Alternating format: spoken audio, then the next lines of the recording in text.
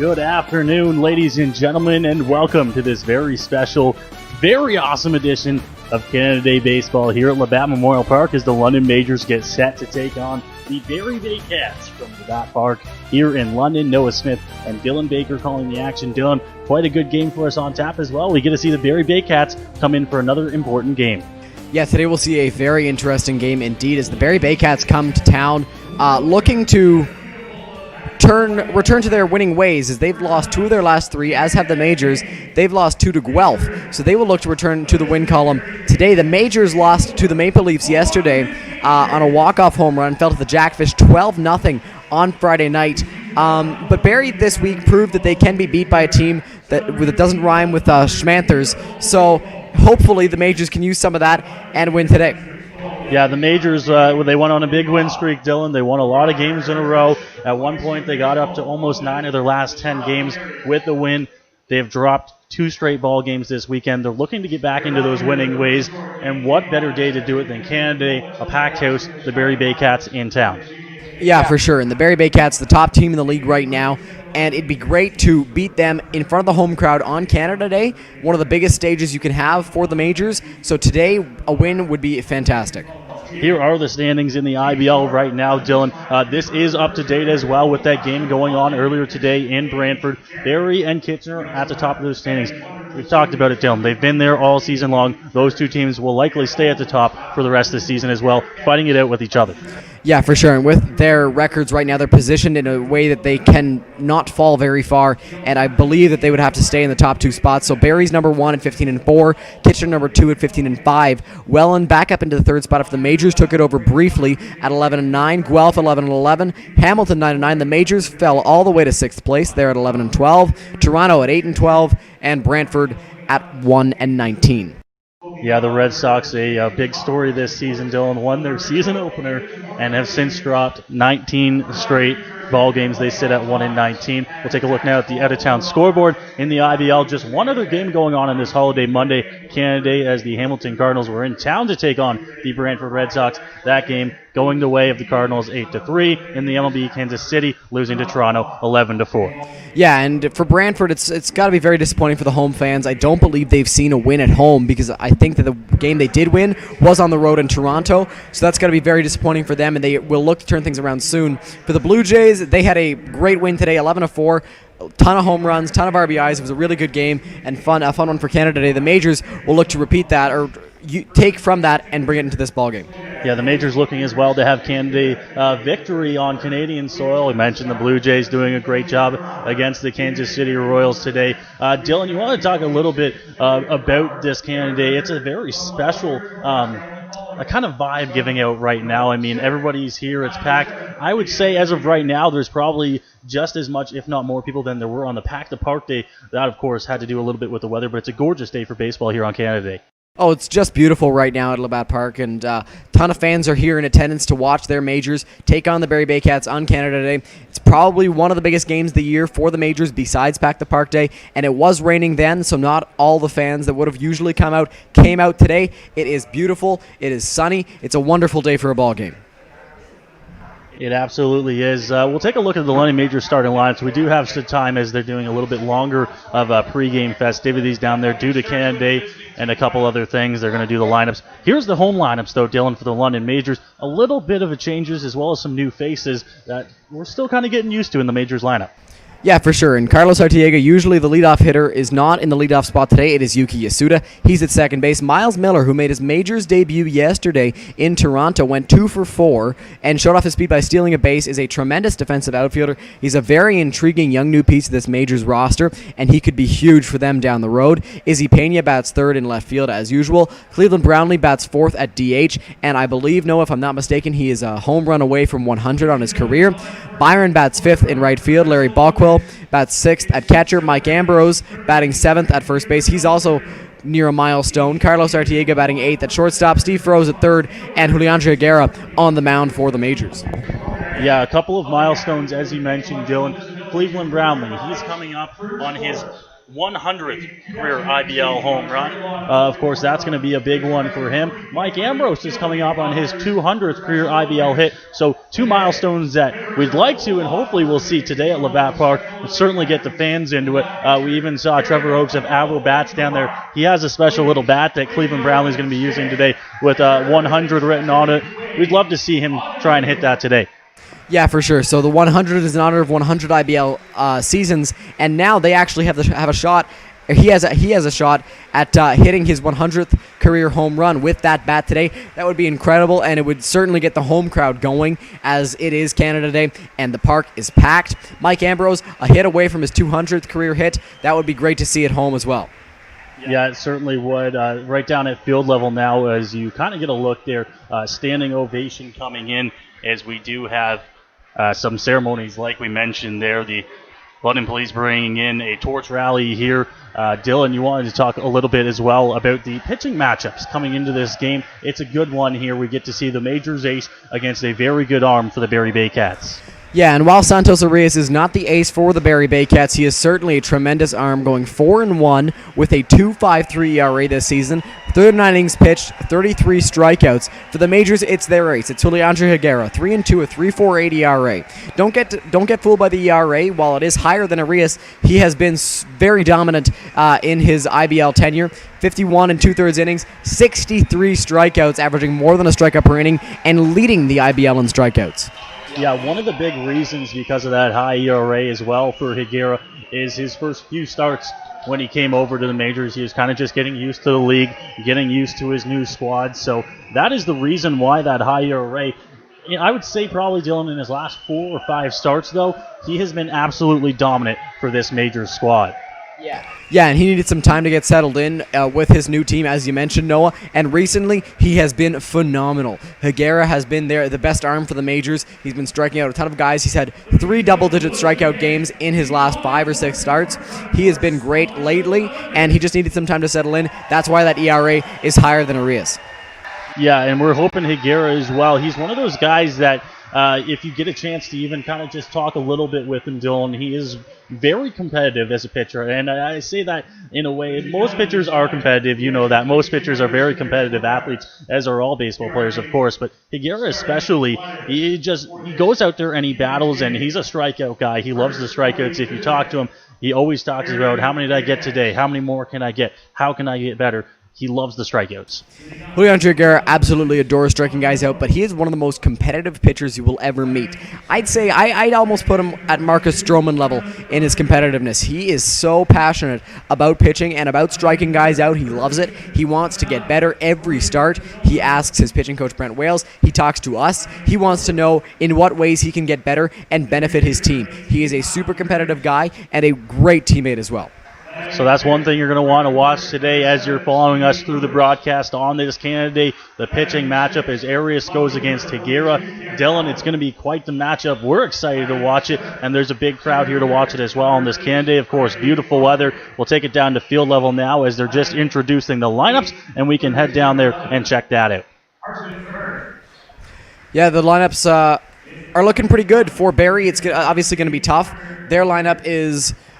leading off is Connor Morrow at short. Starlin Rodriguez bats second at second base. Jordan Castaldo batting third at first. Cal DeGrace batting cleanup at designated hitter. Stevie Lewis batting fifth in right field. Jeff Cowan batting sixth in left field. Branfy Infante batting seventh in center field. Carson Burns batting eighth at third base. And Parker Walker bats ninth and catches. No Kevin Atkinson in this Barrie Baycats lineup. That doesn't mean that they don't have a strong chance at winning. They are a very talented lineup, 1 through 9, even without Atkinson. They certainly are. They have one of the best hitting lineups in the IBL. Of course, their record reflects that greatly, Dylan, top of the league, and they have been, of course, winning the IBL title. You look at it again here, and you just look through this Barrie Baycats lineup.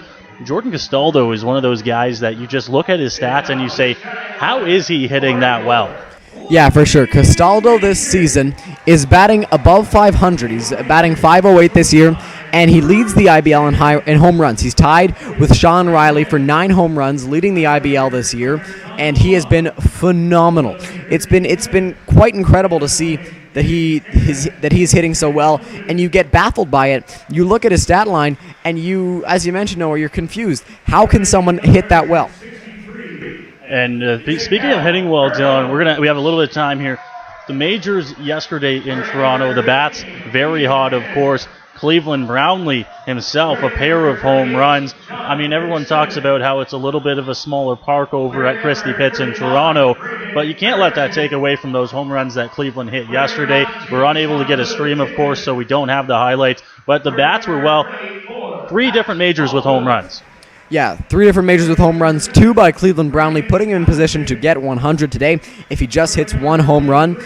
We also saw a home run by Byron Reichstein. Good to see. And Mike Ambrose hit one over at Christie Pitts yesterday. 4 home runs total for the majors by 3 different players. The bats were alive yesterday, and they're going to need to carry that in today.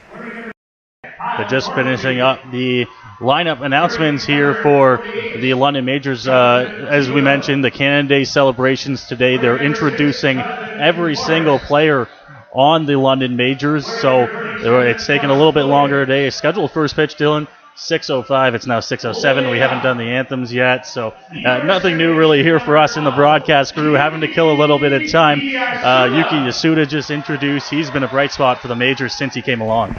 Yeah, he certainly has. Yuki Yasuda has been a great presence in the majors order. He gets a ton of hits, and he gets them off, and he also plays a wonderful second base. So he's been a huge bright spot for the London Majors so far in his tenure.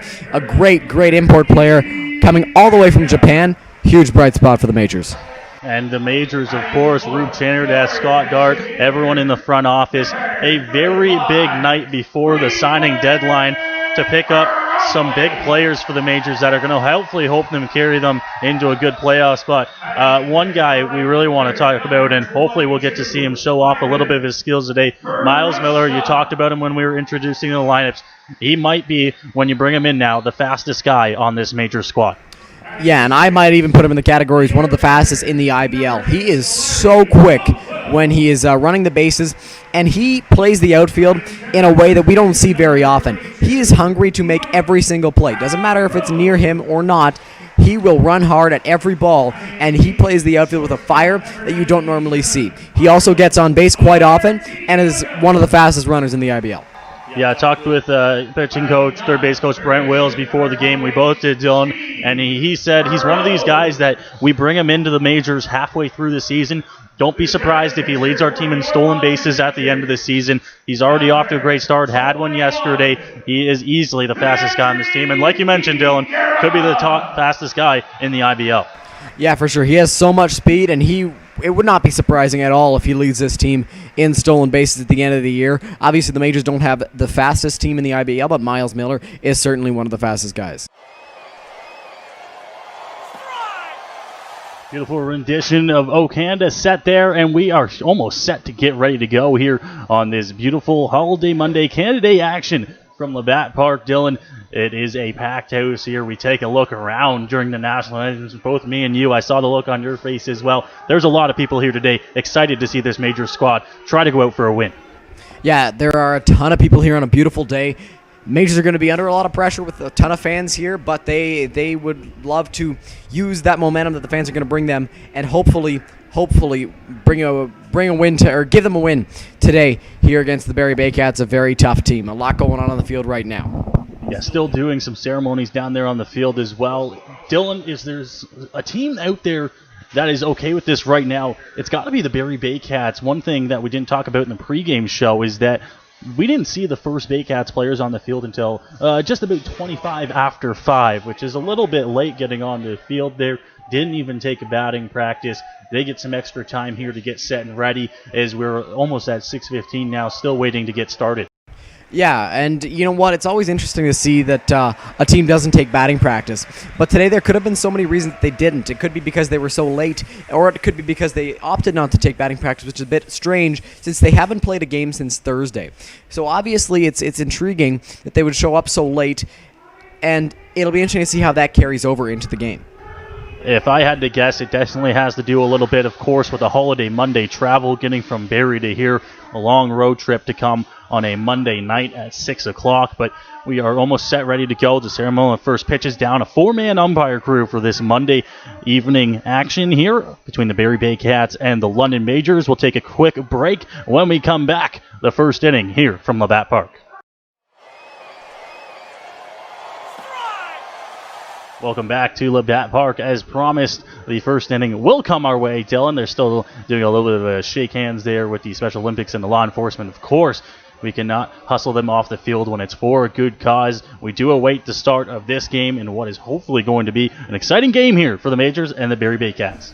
Yeah, for sure. The crowd would certainly like it to be an exciting game as the Majors play host to the Barrie Baycats, top team in the IBL, on Canada Day.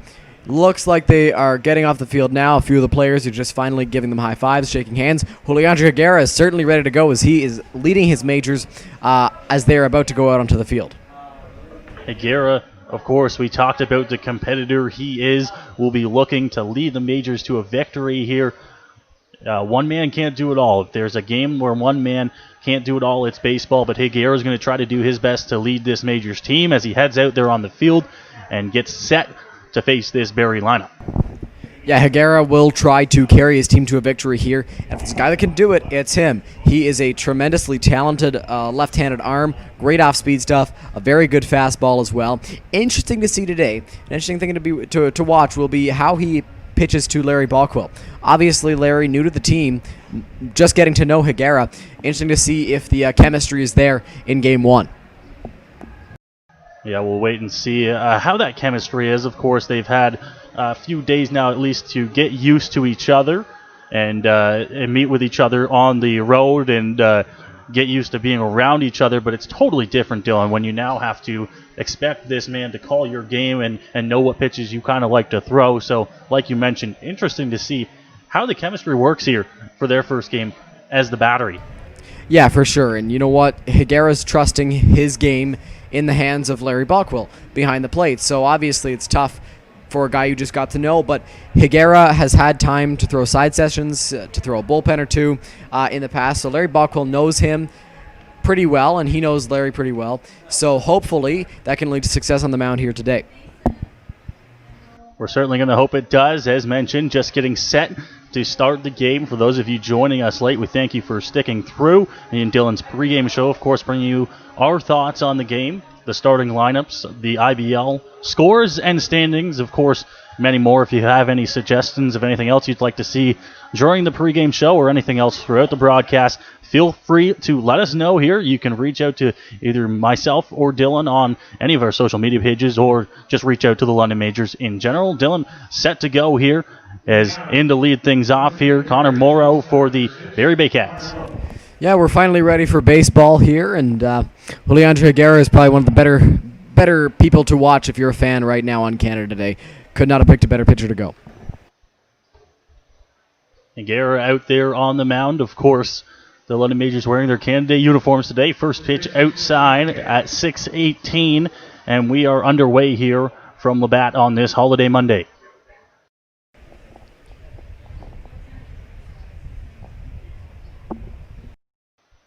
Has a look, checks his side, comes to the plate there, called strike, moves the count to 1-1 here as he gets right back into it. Juliandre Higuera tends to fall behind a little bit in counts, but he bounces back very quickly. The 1-1 delivery from Higuera, swing and a miss at the plate there by Morrow. It moves the count to 1-2.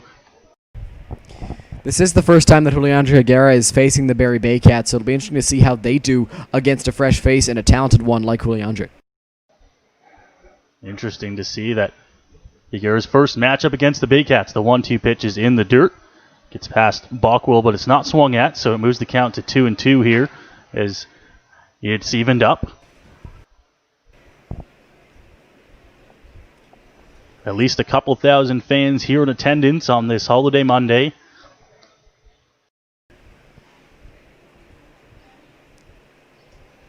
The pitch to the plate, that one's fouled straight back into the screen. So the count will remain where it is. Right now, if I'm Juliandre Higuera, right after seeing a fastball taken right back at the screen by Connor Morrow, I throw an off speed because he is clearly right on the fastball. Seen a few fastballs here on 2 strikes. Bach will set up inside on the 2-2. Off-speed pitch, hit the other way. Right field, chasing after it, and making the grab out there in right is going to be Reichstein, the first out of the ball game. And I don't know if you could hear it there on the stream, but the fans were very excited to see that ball was caught. And you heard some oohs and ahs when it was originally hit. That's something you're going to hear a lot today, as it is a packed house here, and a great start for Julian Higuera. So Higuera grabs the first out of the ball game on a fly out to right. And that will now bring up Sheldon Rodriguez here for the Baycats.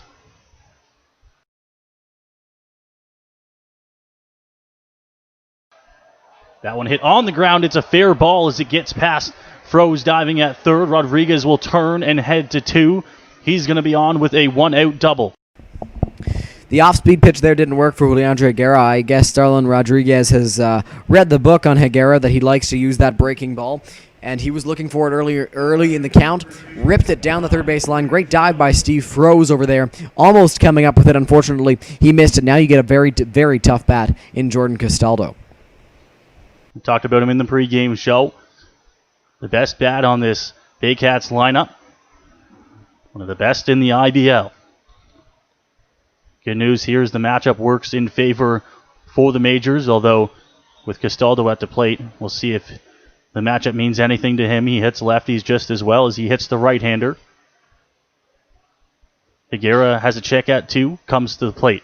First pitch is going to miss, 1-0. The lefty-on-lefty matchups haven't really seemed to affect Jordan Castaldo too much this year. He's batting .508, so clearly he can hit pitches from both sides. A 1-0 here as Higuera will come to the plate, leg kick. It's across for a strike here. Evens it up at 1-1 on the Baycats number 3 hitter in Jordan Castaldo. Yeah, and as we mentioned earlier, Higuera tends to get behind hitters a little bit early in counts, but right there, bouncing back with the fastball, not afraid of Jordan Castaldo's bat. Couple looks over to the plate, blocked up by Bockwell as it's in the dirt on 1-1. Count moves now in more favor of Jordan Castaldo, 2-1. Yeah, and the thing about falling behind in counts, especially to a guy like Castaldo, you never want to get him into a hitter's count, which seems to be where he is right now. Still not deep enough into that hitter's count for it to be impossible for Garrett to work out of. It's just going to be tough right now. Comes to the plate here. That one is low as Bockwell picks it up out of the dirt. So it moves to a 3-1 count here. Don't be surprised if you see Higuera kind of work around Castaldo here. Although waiting right behind him, Kyle DeGrace, another big bat for this Baycats team. Yeah, and DeGrace a very good bat, but if there's a guy you want to work around, it is Jordan Castaldo.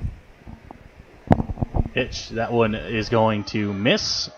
Castaldo will walk here to put runners at first and second with just 1 out here in the inning for the Baycats. Yeah, and as we mentioned, he seemed to be working around Castaldo there. Now you got first and second, so the double play is back in order with Kyle DeGrace at the plate. And don't be shocked if Higuera works down to hopefully get a ground ball that can be turned easily. He'll try his best to roll that double play ball here with 1 out. Of course, the middle infielders playing there to the double play depth. Time called. As Higuera was already into his windup there, but he'll have to redo. Interesting as well. Dylan, we see Mike Ambrose, or at least he was at the start of the at-bat. He was playing over near first base, watching for either A, the bunt, or just to keep Castaldo close. Here's the pitch to DeGrace across for a strike, 0-1. Yeah, and maybe to keep Castaldo close because you never want a guy taking too big of a lead over there, because of the fact that if the ball gets hit into the outfield, you don't want him advancing to an extra base. So possibly trying to keep Castaldo close. Pitch from Higuera. That one catches the outer edge. Quickly 0-2 here.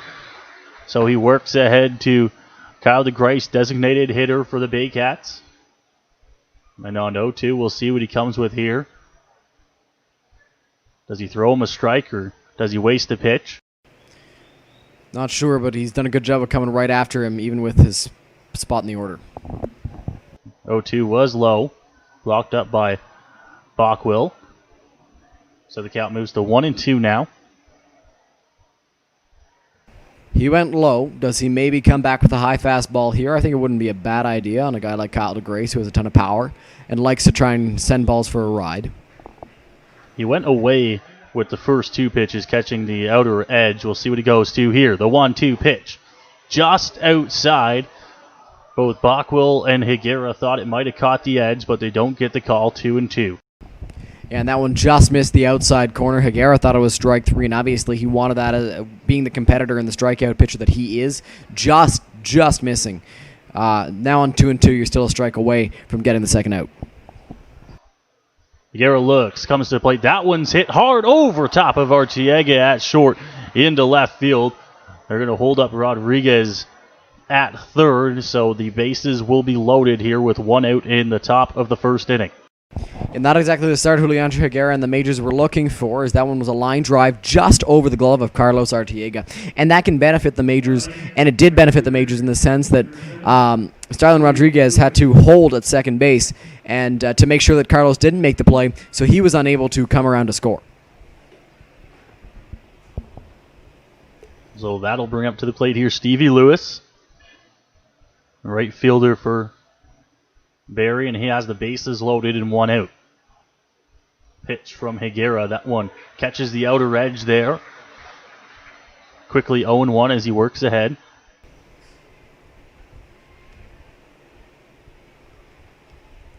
Higuera once again here. Works quick. Leg kick on the mound to the plate. Swing and a miss from Lewis. 0-2 here as he works ahead 0-2 for another batter. Yeah, and you can see right there, Higuera clapped his hands together. It's something that he loves to do, to blow a fastball right by a guy like Stevie Lewis. The 0-2 pitch here. Higuera to the plate. That one's hit on the ground. It gets through a base hit. They're going to go 90 feet as a run comes in to score here, and the Baycats have the first run of the ball game. Yeah, that one was hit pretty soft. Interesting to see that Steve Rose did not dive to get that ball. Probably thinking about a runner coming to third, so he got up, or he went straight to the bag. Luckily, it wasn't hit too far, so Izzy Pena was able to get there quickly and hold Jordan Castaldo at third base. The bases are still loaded. Force play is anywhere. So the force still, of course, in order. Higuera got himself the ground ball, but it was possibly in the worst location as it just finds the hole, squeaks past, and it's a base hit. The first pitch inside here as the count moves to 1-0 here. If you're Higuera right now, you can't be too focused on just getting a strike over the plate. You still have to finesse the batters, because this is a very talented Barrie Baycats lineup. That 1-0 is across on the off-speed pitch. A good location by Higuera. Moves it to 1-1.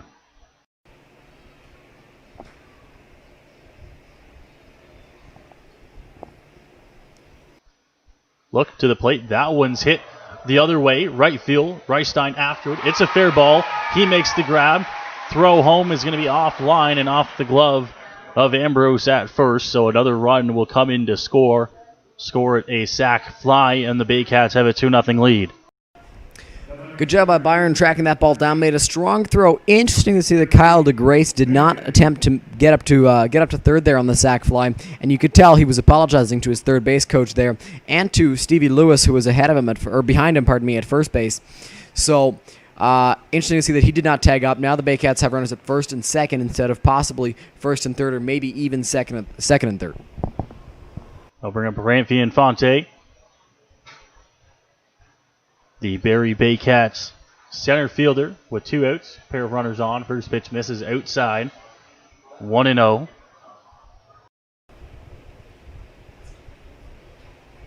Baycats out in front to an early 2-0 lead here on Canada Day.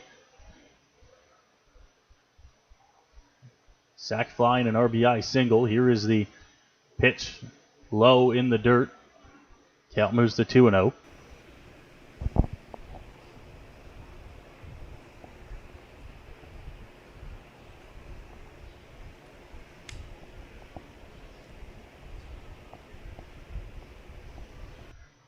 Higuera trying to work through the first inning here. A little bit of trouble. That one in the dirt as well. A 3-0 count now. And Higuera looks like he's just struggling with his command a little bit now after getting a few hits through the infield. 3-0, you got 2 outs. You got to come right after Branfi Infante. It's not like he's Jordan Castaldo up there. He's the 7-hitter. You got to come right after him, throw him some strikes. He does on 3-0. It's across the zone for a strike. Moves it back to 3-1 here. Higuera now into the bottom of this Baycats order with Branfi Infante. And he comes at the 3-1 pitch. That one's fouled off, out of play. So it'll hit the stands and move the count to 3-2.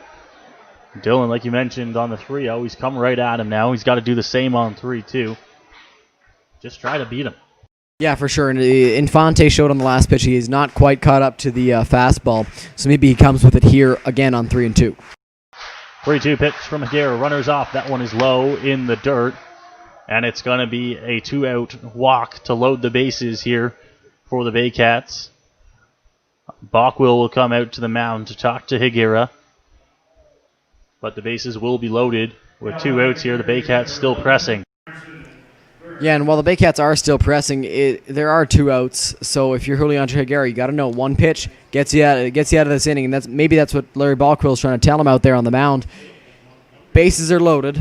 You've got 1 out to get. One good pitch gets you out of this inning. Focus on throwing strikes to Carson Burns here. Keep it at a 2-run deficit is likely what Bockwell's kind of chatting about out there. If you can keep it at just the 2, give your chance to score some runs, get the bats going. Of course, the bats for this Majors team have been pretty good. We saw the 4 home runs yesterday. The first pitch here, that one's hit on the ground. Foul ball just to the right of the first base bag. So he gets up on him, although a loud foul ball. Yeah, and Julian Higuera's lucky on that one that it wasn't fair because that could have scored 2, maybe even 3 runs on an extra base hit there. Nonetheless, it's an 0-1 count with a pair of outs and the bases loaded. Still here in the top of the first inning. Higuera looking to get the Majors onto the bats for the first time.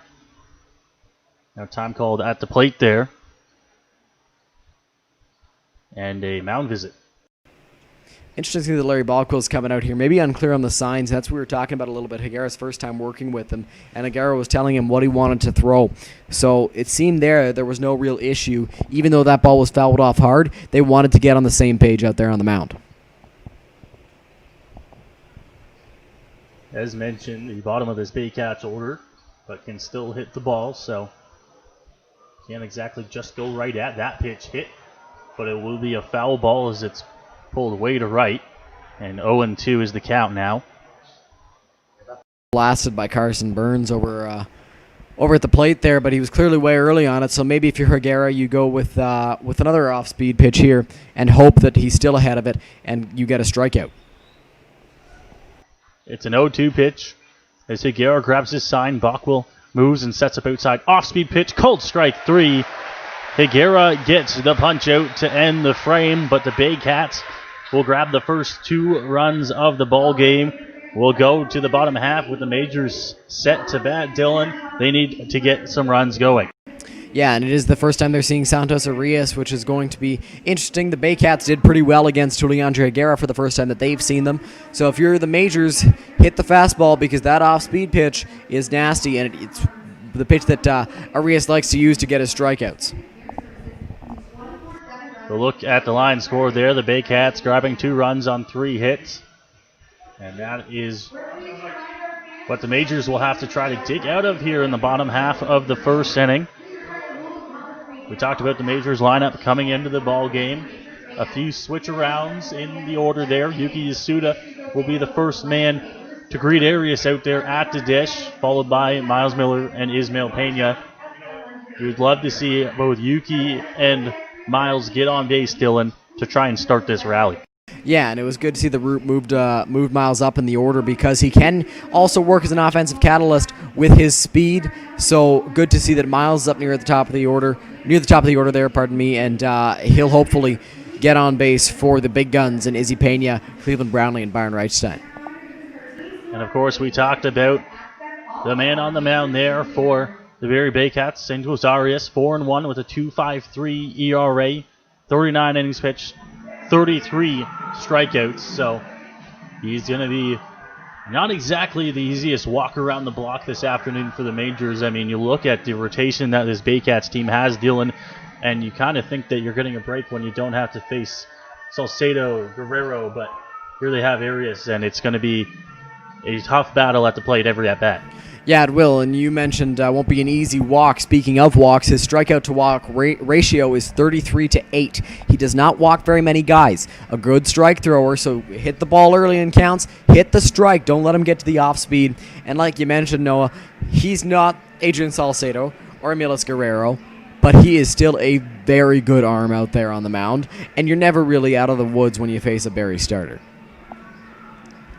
The one thing the Majors can count, hopefully their fans, to keep them in the game here, keep the energy alive, and to do that here, at least get some runners on base, some big hits, and try to push across a few runs early if they can. As mentioned, Yuki Yasuda will be the man to greet him, and here he comes now with Majors set the bat in the bottom of the first.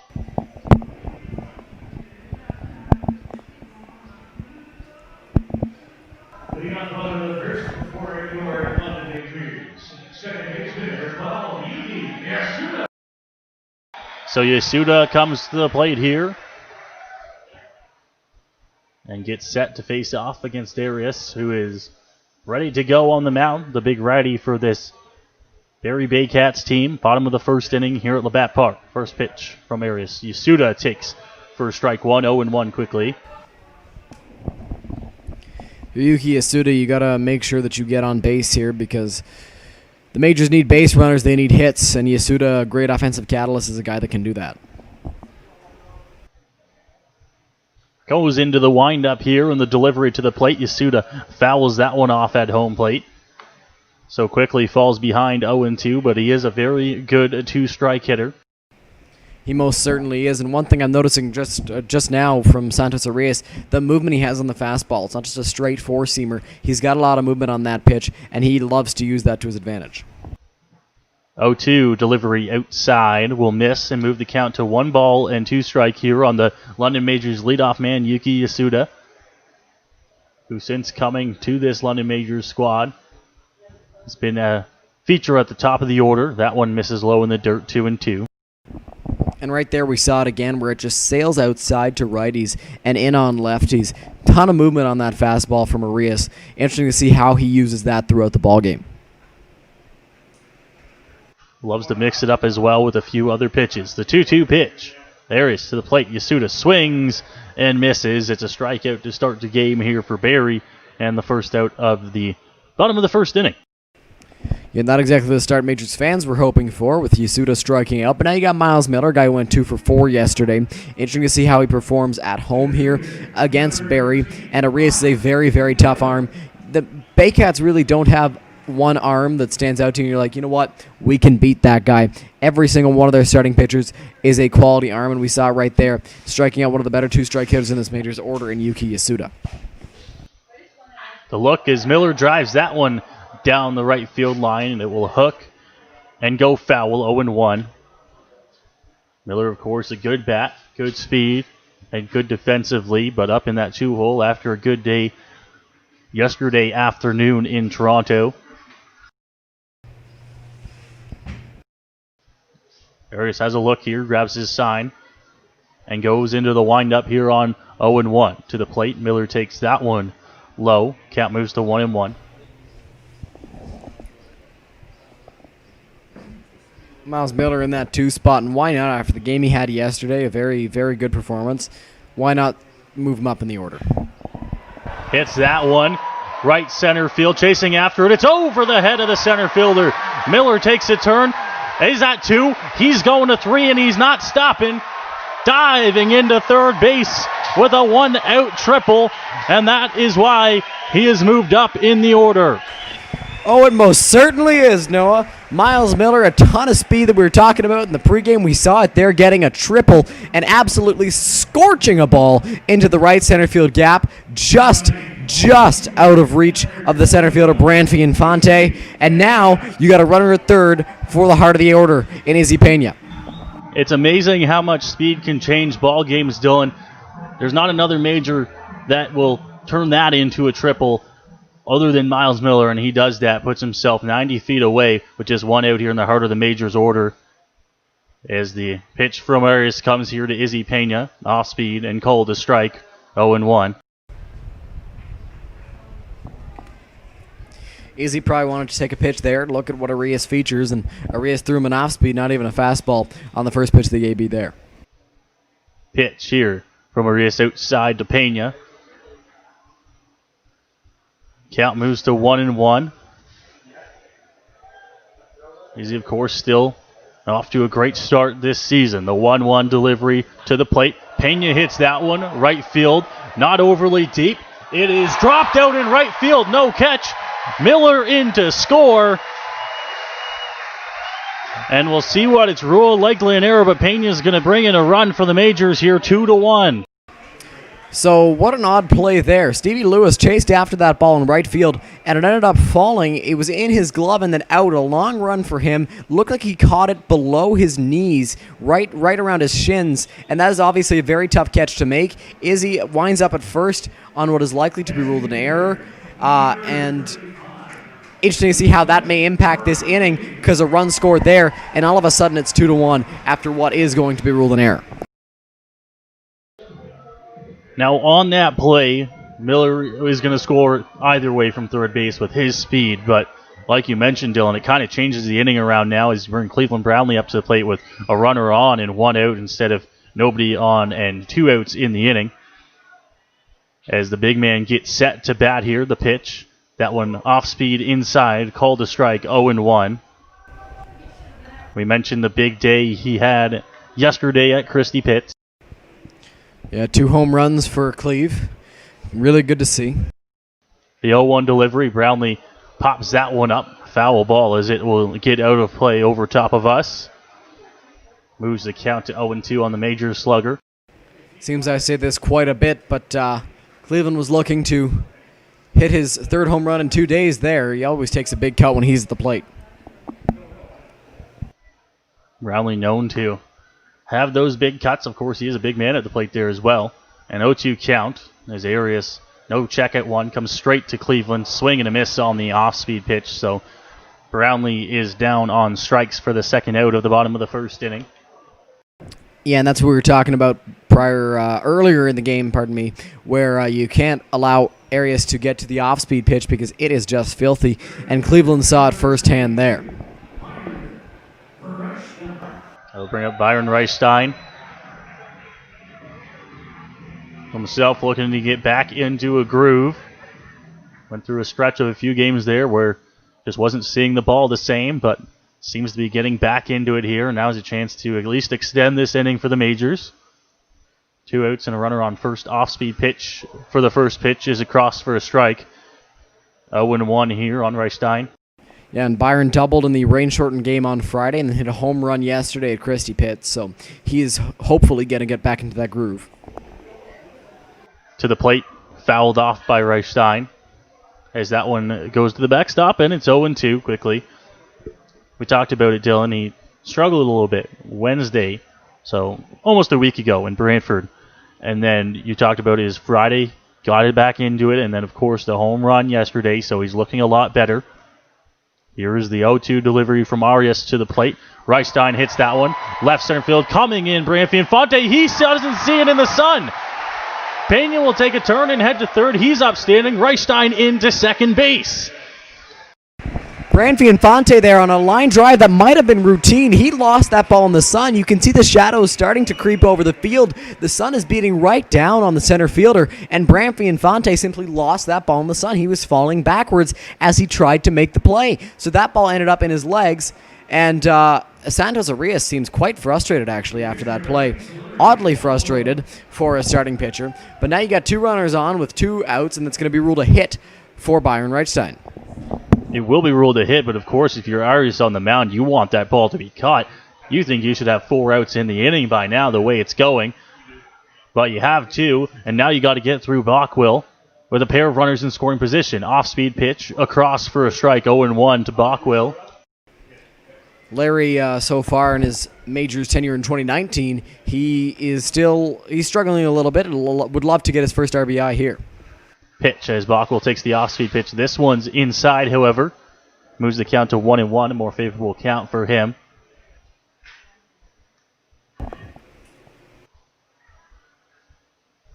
Arias has a look, sets up, comes to the plate here. Bockwell hits that one on the ground over to third base, picked up. Strong throw across the diamond is in time to get Bockwell coming down the line, but the Majors will pick up a run, a few more hits, and a couple miscues on the behalf of the Barrie Baycats, but the score now 2-1 as we go to the second inning here on Majors TV. Back on the call when we return.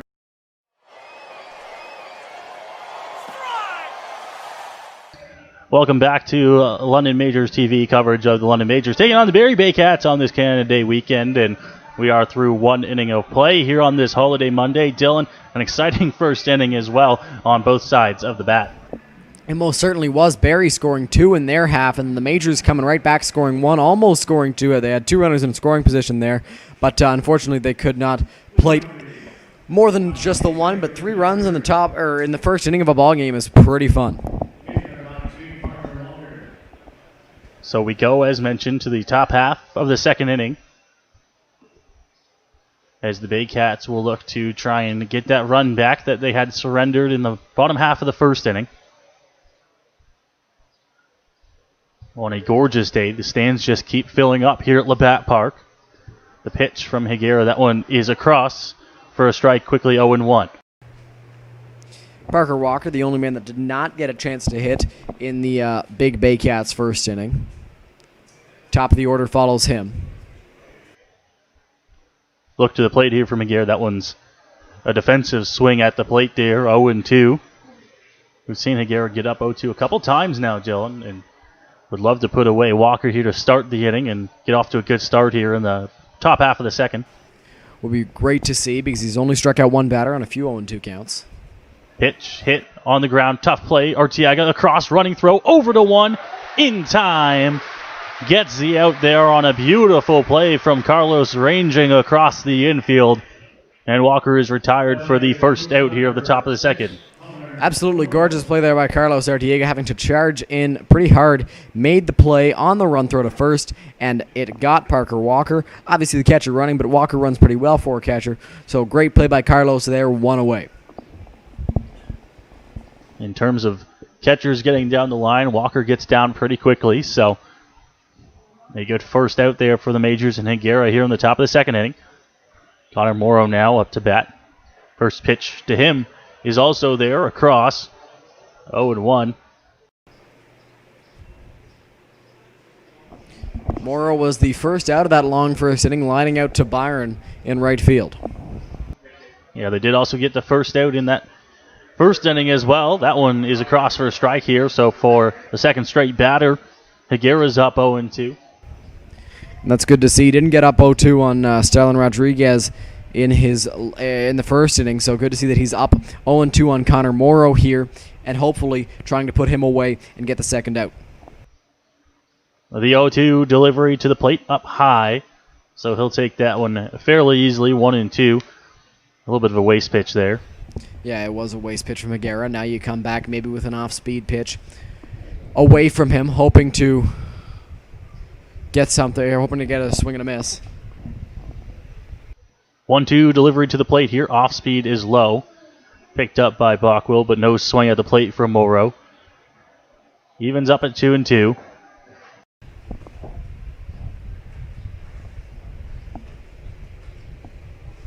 Higuera looking to, as mentioned, try to get the second out of the inning here after a not ideal start in the top half of the first. The 2-2 pitch. That one's up high. A bit too much, and moves the count to full now. So the finesse pitches that Higuera has used have not worked out well, so he will look to throw a strike here and hopefully get Connor Morrow to watch it in, as from 0-2 he went to 3-2, which is never a good thing. The pitch, 0-2. That one off speed, popped up over to third. Froze battling the sun, but he makes the catch right on the line there behind third base. And quickly here, 2 outs in the top of the second. Good to see that Higuera jammed Morrow enough that he looped one to Steve Froze. And Froze did a good job of battling the sun, something that Branfrey Infante could not do out in center field. And Santos Arias will certainly tell you that, as he was quite frustrated on the mound. But Froze did a good job of playing that ball through the sun, making the grab for the second out. It looked like he was expecting something other than the off-speed pitch as he took it in on the hands. That one off-speed as well to start the at-bat, but it misses ball one. Just by the look of the swing of Morrow, he was way out on it on a pitch that was inside. Swing and a miss there from Rodriguez. 1-1 the count. Starlin Rodriguez was not expecting that Higuera would come with pitches after going off speed to finish off Morrow, throwing the first pitches in off speed, missing, going 3 straight. He was off balance. Pitch here. That one swung on, missed. 1-2. Higuera with a lively fastball, used it to his advantage there.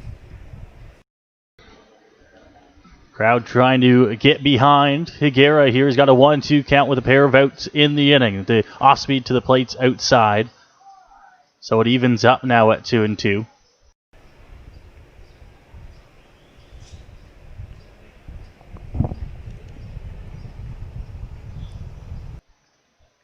Trying to grab his sign from Bockwell. See if they can get on the same page. Sets up the 2-2 delivery to the plate. That one hit the opposite way over the grandstand in right as it gets out of play, a foul ball.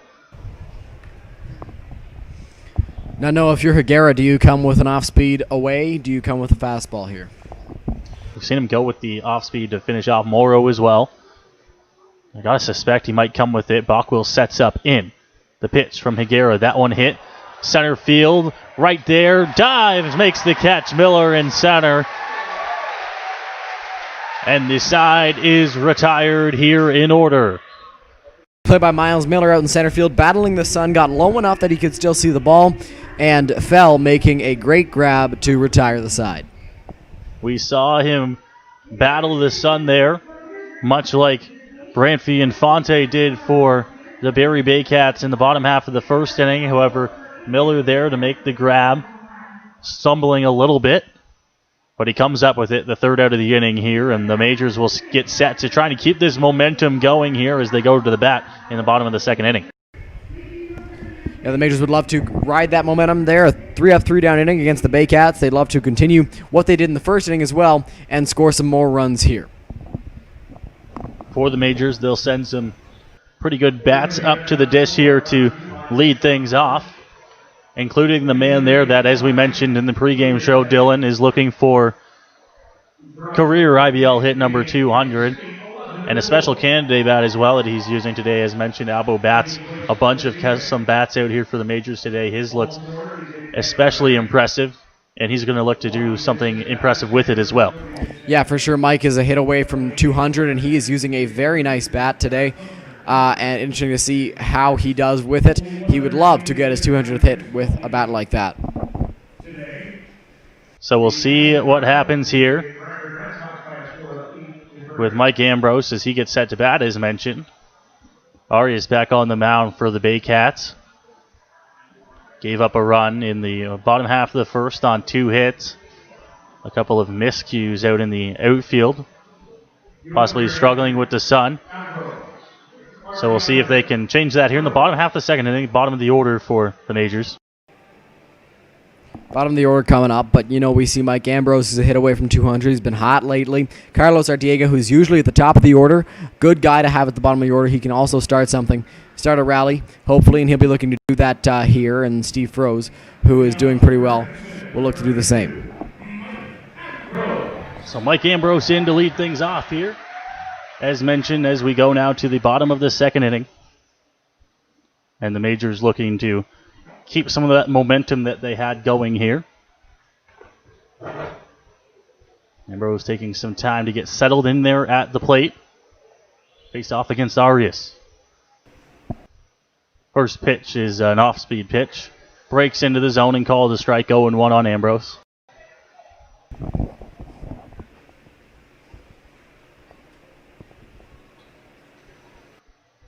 Quickly set on the mound, looks, comes to the plate. Ambrose fouls that one off. Out of play and quickly 0-2. Mike Ambrose, you can't get fooled by the off speed here and still look for that fastball because that's your best shot at getting a hit off of Santos Arias. So Arias looks in on 0-2 here. Comes to the plate. Ambrose swings. That one is a strikeout here to start the inning. So a good start to the inning for Santos Arias. And the first out of the bottom of the second. It was the same start that we saw in the first inning, a strikeout of Yuki Yasuda, and then Miles Miller hit a triple. I'm not suggesting that Carlos is going to hit a triple here, but he's a good guy to have at the plate after a strikeout, hopefully sparking a rally. Carlos, of course, you don't like to see someone like Carlos, who is such a good hitter in the top of your order, move down to this spot, but Dylan, it kind of breaks up where you can get rallies started here in innings when you have someone like Carlos, who's normally a top of the order hitter, hitting this low in the lineup. It's almost like you can really kick things started a little bit early, as that one's across for a strike 0-1. Yeah, and it's good to see that you have good hitters at the bottom of your order because now you have power or on base spread throughout your lineup. Pitch here, Arias comes set. Arteaga hits that one center field. It'll get down in front of Infante. So it's not a triple like Miller, but it's a base hit. On Arteaga will have a 1-out base runner here for the Majors. That's exactly what we were talking about. Carlos, a good guy to get on base. He lines that one right back up the middle, and now the Majors have a base runner with 1 out, just like they did in the first inning. Steve Froese, the 9 batter within the top of the order, is right after him, and Steve Froese is no prototypical 9 batter. He is a very good bat at the plate. Steve Froese, one of the guys that we've seen hit higher in the order as well throughout this season, so batting in this 9-hole can certainly try to at least get a base hit here, extend the inning. Yasuda stands on deck. Arteaga at first with a fairly big lead. He's at the cutout of the grass. Not off. First pitch missing. Ball 1.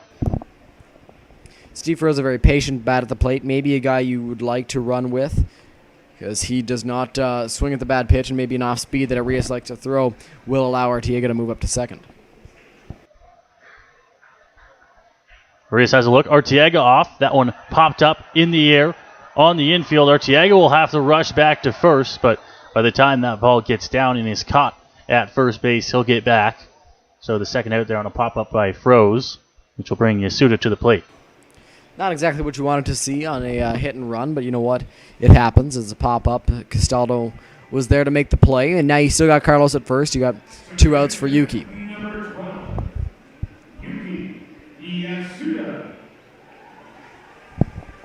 So now Yuki Yasuda to the plate. As mentioned for the Majors. To the plate. First pitch missing, 1-0. Yasuda last time up, the strikeout.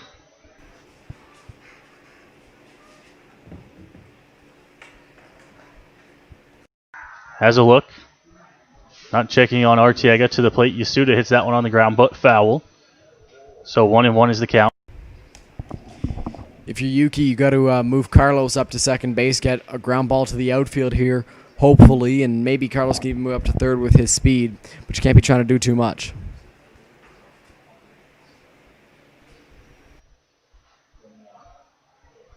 So Arias on the mound there. We'll grab his sign from Walker. No look to 1 to the plate here. That one catches the edge of the plate for Yasuda. 1-2 is the count. Yuki, a very patient bat at the plate. Obviously, he thought that one was outside and didn't get the call he wanted there. 1-2. Yuki, usually a very good 2-strike hitter. Pitch off to second is Arteaga, but he's in sliding without a throw as the pitch was in the dirt, so he'll advance to second.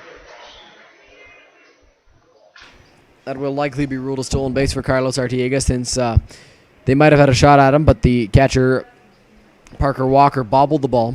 So Carlos is at second. He's in scoring position. Now a ball to the outfield. Might just get a run home. The 2-2 pitch to Yuki Yasuda. Arias has a look at 2. Comes to the plate. Yasuda hits that one. Left field. It'll drop. Arteaga around. He'll be upstanding. Yuki Yasuda has an RBI single. And the game is tied at 2. RBI single for Yuki Yasuda. We mentioned that ball, if it was hit into the outfield, would score a run with Carlos' speed, and it did. So a genius move, sending Carlos there, getting him on the run, getting him to second base. So he was in scoring position for Yuki, who lined a ball into left field, and the left fielder was actually playing a little bit in, but that ball fell in, and it was a single for Yuki. So the ball game is tied here in the second inning. Yasuda is a very good top of the order bat, but he can hit the ball hard. Does there, and he's on base with 2 outs. Yasuda with a fake steal at 1, pitches outside for a ball, 1-0.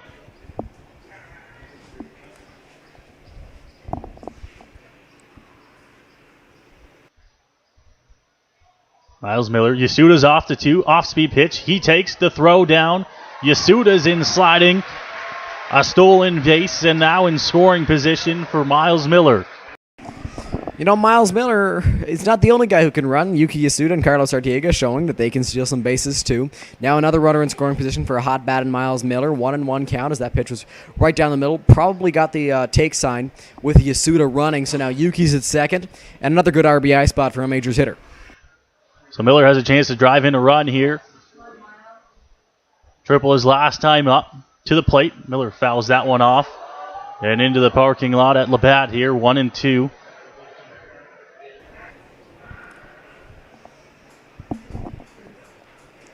Miles a bit late on the fastball there. He'll be looking to maybe get going a little bit earlier and get a ball into the outfield. Get a ball hard on the ground, maybe. We'll take a triple, too. We'll see what they come with on 1-2 to Miles Miller.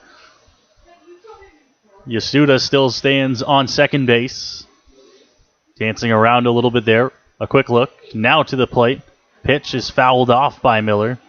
So we'll have to redo the 1-2. Miller protecting the plate there on 1-2. That pitch was inside. Might have been called a ball, but you never know. Good job by him protecting and fouling that one off. One interesting thing, Dylan, you got to love the at-bats from Miller right now.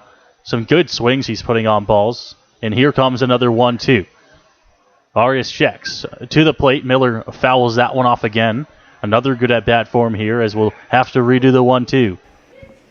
Yeah, Miller has had wonderful at-bats with the majors so far. He's been taking a lot of pitches. He's been hitting a lot of balls into the outfield. He's been fouling a lot of balls off. He's been very, very good so far. Arias looks to Yasuda at 2. Leg kick and comes to the plate. Miller fouls that one straight back to the screen. So we'll redo it once more. Good job by Miles, really working Santos Arias here, and we've seen that Arias can get flustered out there on the mound, so good on him to foul a lot of balls off, and hopefully it will lead to something good. Everyone catching their breath a little bit. Miller sets up in that batter's box, slightly crouched. Arias checks 2, comes to the plate here. That one's hit right field. Battling with the sun, coming in, tough play to make, and making the grab. Coming over all the way from second base to make that catch is Starlin Rodriguez, and the inning is over here. But the Majors pick up a run on an RBI single from Yuki Yasuda, and we go to the third inning here in London, tied at 2.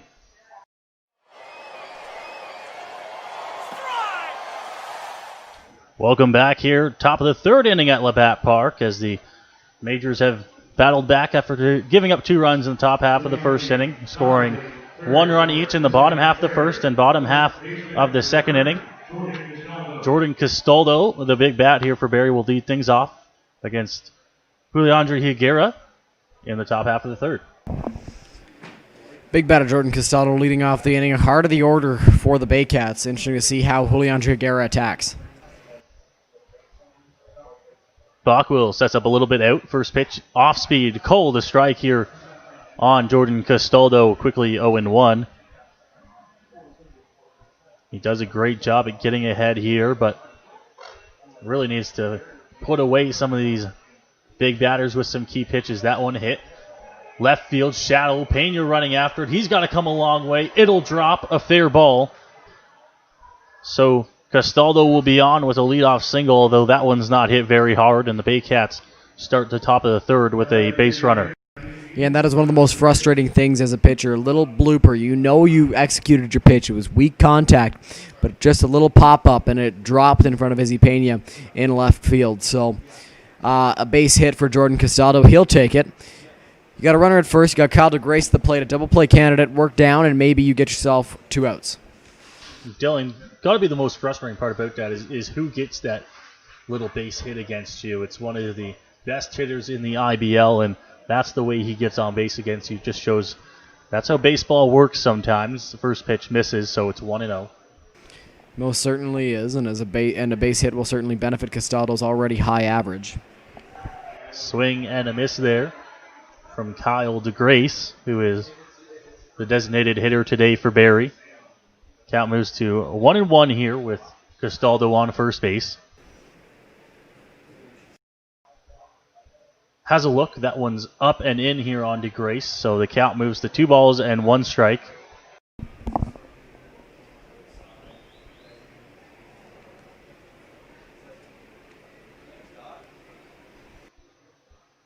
Two-1. Higuera looks but comes. Swing and a miss at the place there from Kyle DeGrace. And the count moves to 2-2. Interesting to see if Higuera comes with an off-speed there. Got a fastball for a strike, 2-2. With 2 strikes, Higuera loves to use that off-speed to his advantage. It's very good. So maybe he comes with it here on 2-2. Quick look to 1. Higuera to the plate. That one just missing out. It was a fastball, but it moves the count to full here at 3-2.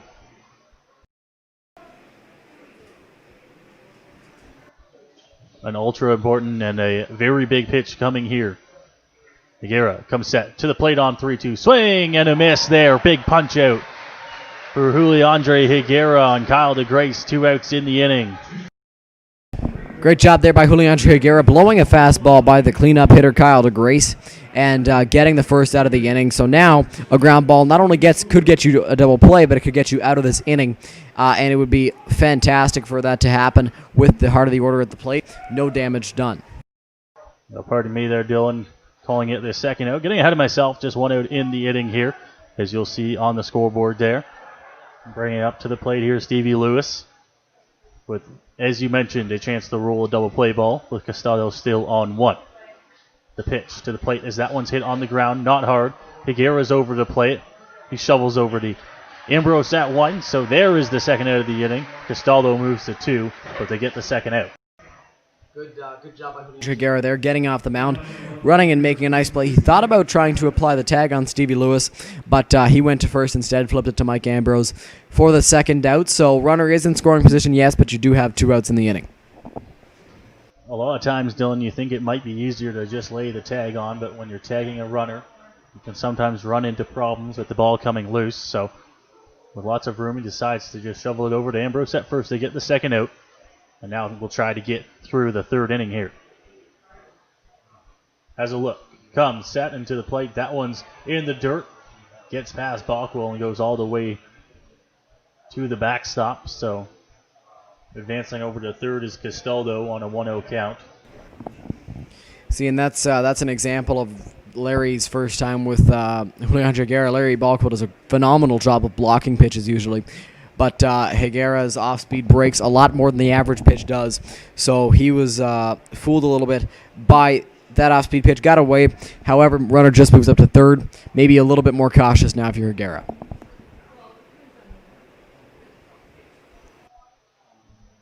A 1-0 count. As the runner now 90 feet away. Off-speed pitch. That one popped up.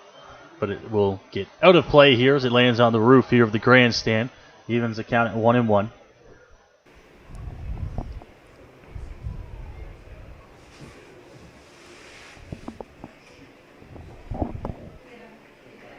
So he gets the count back to 1-1 as mentioned here, and not out of danger yet facing this Baycats lineup, but will look to try and get a ground ball, fly ball, or any way to get himself out of the inning. That one's fouled off, out of play, and now the count moves to 1-2. 1-2, Cowan seems to be right on that fastball from Juliandre Higuera. So if I'm him, I come with the off-speed here. However, earlier in the ball game when I've said that he should come with the off speed. He has gone with the fastball. So it will be interesting to see what he goes with here on 1 and 2. The 1-2 delivery. Higuera to the plate in the dirt. Rockwell will block it up, but the count will move to 2 balls and 2 strikes now.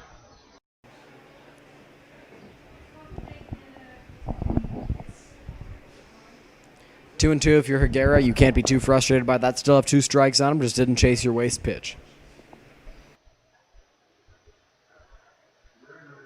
Rockwell sets up the 2-2 swing and a miss there. Big punch out for Juliandre Higuera, and he gets through his 3rd inning with his 3rd punch out of the ball game. We go to the bottom half of the 3rd with the Majors looking to get another run across. They've scored in each of their first 2 at-bats, Dylan, and they've looked good at the plate. They most certainly have, and they'll look to continue that. They've got the heart of their order leading things off. Izzy Pena, Cleveland Brownlee, Byron Reichstein due up in the bottom of the 3rd inning for the Majors. They would love to continue their streak of scoring in every at-bat. They've scored in their first 2 so far. So for the Majors, as mentioned, heart of their order is due up. Looking to try to push some runs across. Of course, big bats and big power bats for the Majors, and Arias will go out there looking to try and set them down as quickly as he can. Just 1 run, as mentioned, in each of the first innings here for the Majors to start the ball game. Yuki Yasuda with an RBI single, and then a drop ball in right, or how the Majors have scored their runs.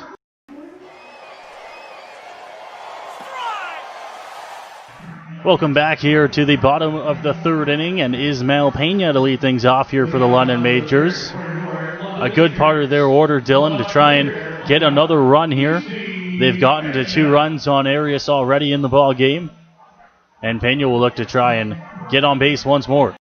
Yeah, he will, and he's been good for the Majors. And you got the heart of your order leading you off in an inning you'd love to be a rally inning because you can take the lead here by scoring just 1 run. So good spot, good part of the order here. Pena takes the first pitch low, so ball 1 to start the at-bat to him, 1-0 count.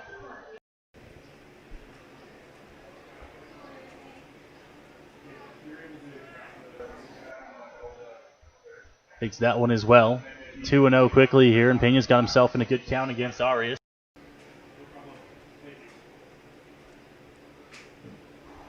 That one breaks into the zone on an off-speed pitch, 2-1. Quick pace on the mound as well for Arias. Yeah, and it seems when he's going from the windup, he loves to work quickly and keeps the hitters on their toes and ready to go. 2-1 pitch. Has a look. Comes to the plate. Swing and a miss from Pena. Count evens now at 2-2. Keeping that good pace up on the mound.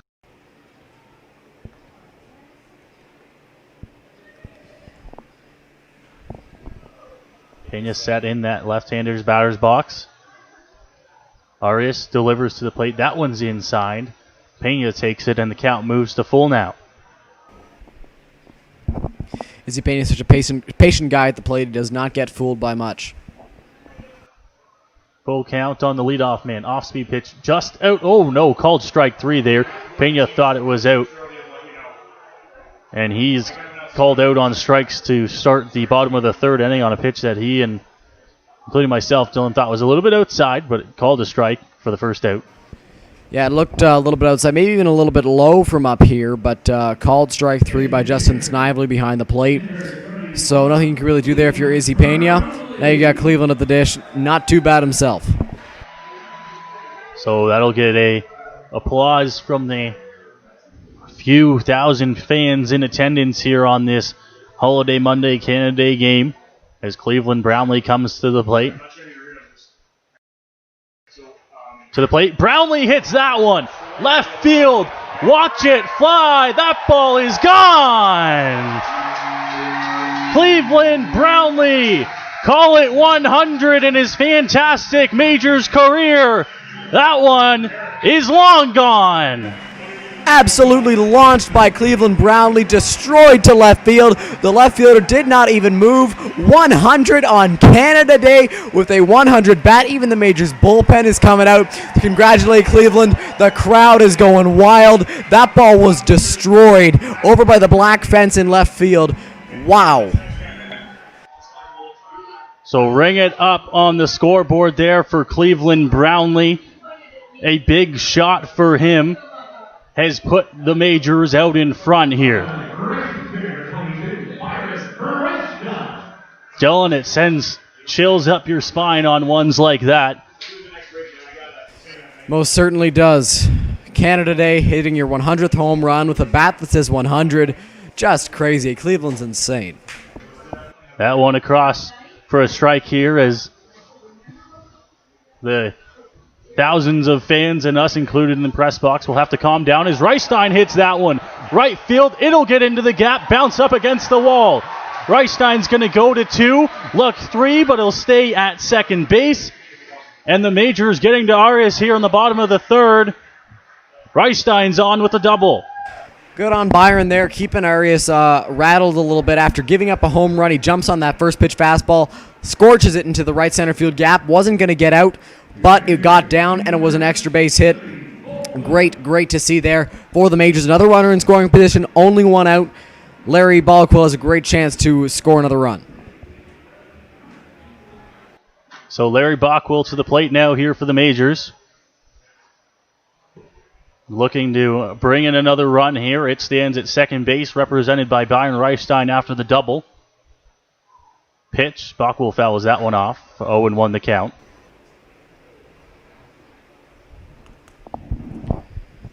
Balquill's got a great shot to drive home a run, first of 2019 for him, if he can do so.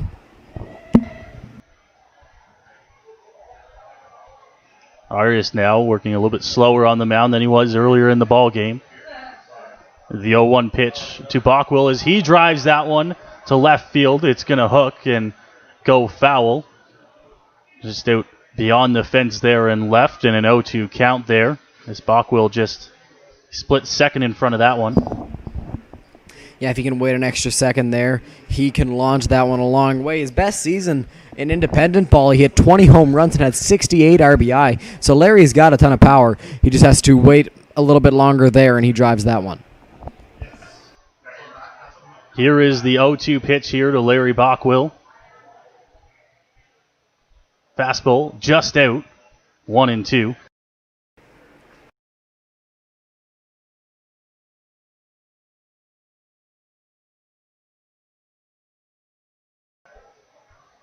A 1-2 count now on Balquill as Arias working here.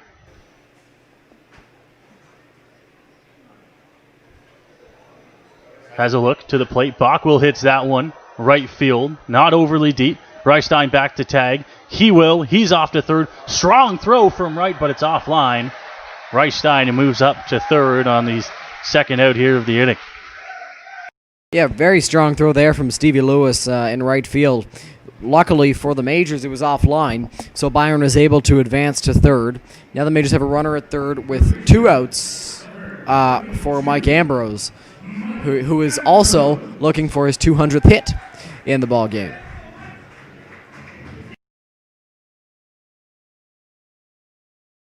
Now Mike Ambrose to the plate here, looking for another milestone here in the inning. The pitch to Ambrose, that one low, 1-0.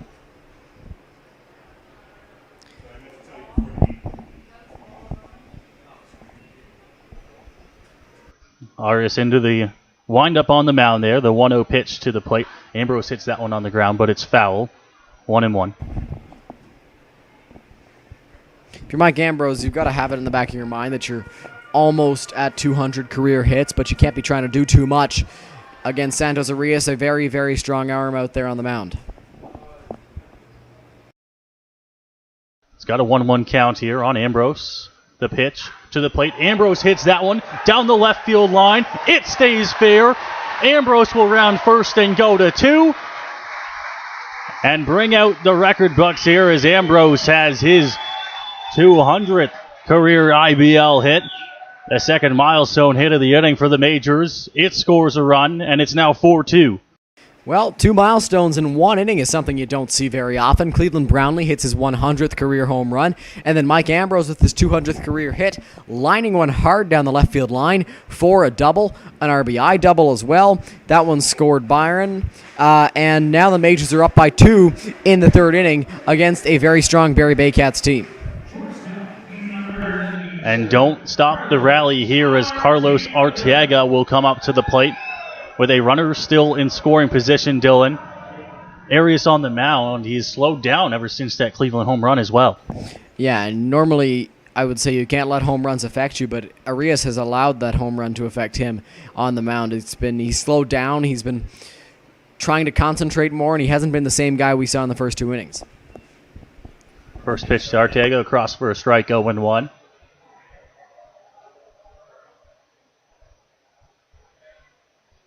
Ambrose stands on 2. Gets a quick look from Arias into the plate here on 0-1 to Arteaga. It misses inside, 1-1. Carlos loves taking that first pitch, but he's also a very patient hitter at the plate, taking ball 1 there on the inside corner. Does not allow himself to get cheated up there. Pitch to the plate. Arteaga swings on the off-speed pitch. Count moves to 1-2 after that swing and a miss.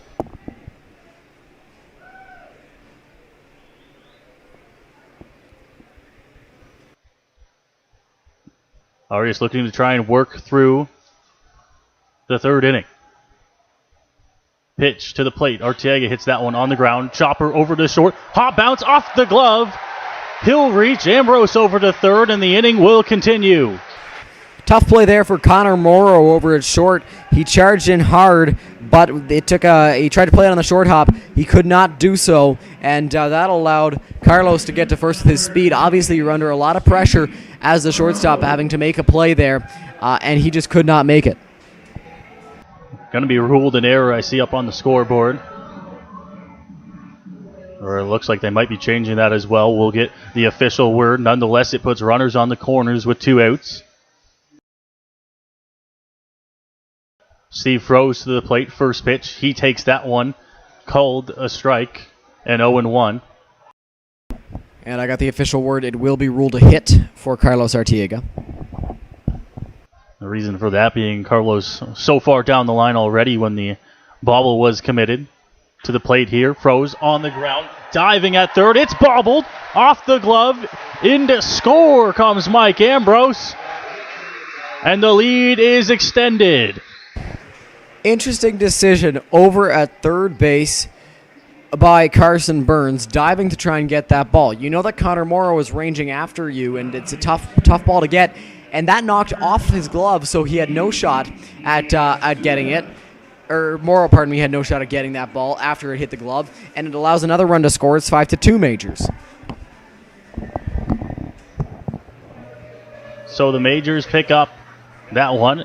Likely scored a hit for Froese. So runners at first, second, 2 outs. Pitch from Arias to the plate. Yasuda hits that one on the ground. It's off the glove and bobbled. Arteaga will get to third safely. Everyone moves up 90 feet. And the Baycats are having fits in the infield. Wow, this has been quite the inning for the Barrie Baycats. That one, another one off of someone's glove, and that allows Yuki Yasuda to get on, and the bases are loaded for one of the better bats in this Majors order, as we've discovered, Miles Miller. So the Majors will bring up Miles Miller to the plate here, but first a mound visit out there for the Baycats. Try to calm down Arias, who himself has got a few ground balls, a few fly balls tonight. But it will be bases loaded and 2 outs here in the inning.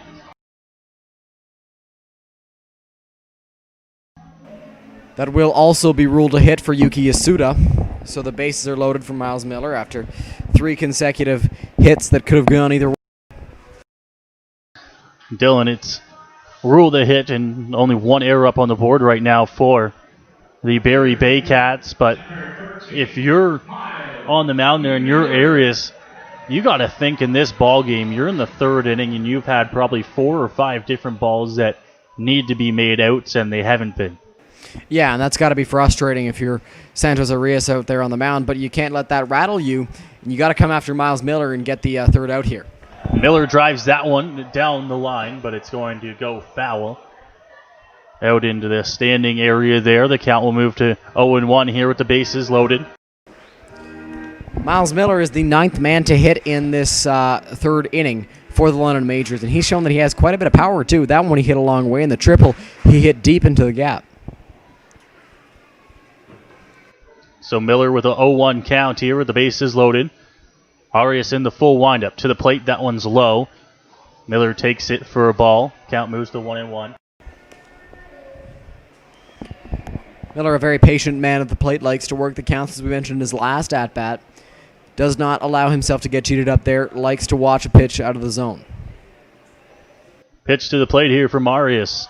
Miller will foul that one off over top of the grandstand into the parking lot. 1-2 the count now. No, I can't say I've ever seen anyone hit as many foul balls as Miles Miller does in his at-bats. He's good at battling on 2 strikes. There's a few majors that do the same, but Miller, one of the better ones. The 1-2 pitch here. Arias, leg kick to the mound. That one's low. So the count evens up at 2-2. Miller, who's had a few good at-bats already in the ball game, will look to try and continue that tonight. 2-2 count, bases loaded. Yeah, he's having another good at-bat here. Quality at-bat once this 5th pitch comes in. Very good to see for the Majors. Time called at the plate first. It looked like it was Miller who called time.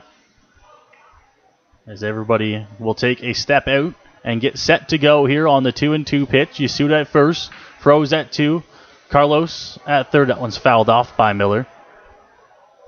Another foul ball will bring home plate umpire Justin Snively out to the mound here to give Arias, Walker, Miller, himself included, everyone a little bit of a break there in what has been a long at-bat.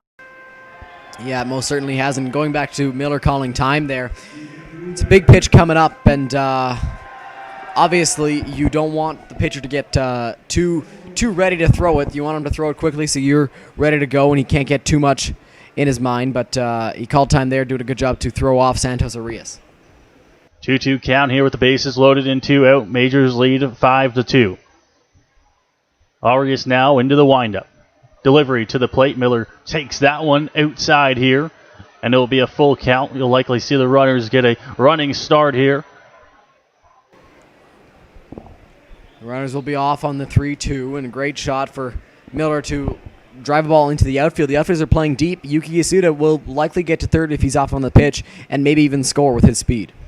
3-2 to the plate. Miller hits that one on the ground. It's a fair ball down the line. Miller's going to round and go to 2. 1 runs in, 2 runs in. Yasuda comes to score. Miller's going for the triple again. Sliding. Safe at third. Clears the bases with a triple. Miles Miller have a game. Majors lead. Safe to say he was probably a good pickup for the Majors. Miles Miller, a bases-clearing triple, making it 8-2 here at Labatt Park. And the fans went wild. Miles Miller drove that one hard down the first base line. And with his speed, any ball that gets past an outfielder to the wall could easily be a triple here at Labatt Park. And another one there, second one of the ball game. How often do you see someone hit 2 triples in one game? Answer, not very. Great to see from Miles Miller there. He has been phenomenal in just 2 games with the Majors. We'll see if Izzy Pena can keep this party going. The Majors have now pushed across 6 runs in this inning. They lead 8-2. Miller stands at third, 2 outs, and Pena at the bat. He'll get a step off on the mound there from Arias. Visibly shaken on the mound. There is action in the Baycats bullpen. Has been for some time now. The pitch to the plate is called a strike on Pena, 0-1. Izzy Pena, the 10th man to bat, and going back to Miles Miller's AB, he worked Santos Arias to the point where he knew he was going to get a fastball. It went from 0-1 to 1-2 and then 3-2. Great job by Miles Miller. Pena drives that one. Right center field gap. It'll get down. All the way to the wall. Pena into second base. Miller into score. And the runs keep coming here on Canada Day. Wow, the bats have come alive here against Santos Arias. That is going to hike up his ERA quite a bit. But the Majors 7 runs here in this third inning. Izzy Pena did a great job on the off-speed pitch of taking it into the right center field gap, and it was a double. So good job by Izzy Pena there.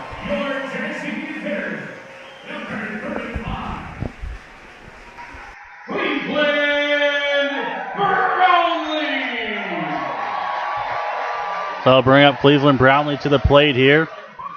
He started the inning with that home run. So Izzy Pena was the one who started the inning. Brownlee hit the home run.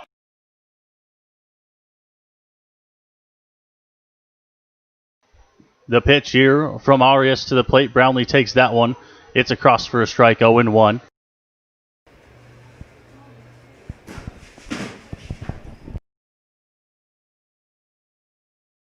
There on that first pitch, probably because of the command issues from Santos Arias. Brownlee takes the off-speed pitch there as well on 0-1. He moves the count to 0-2 here on the Majors' big slugger, who is batting once again here in the bottom of the third inning.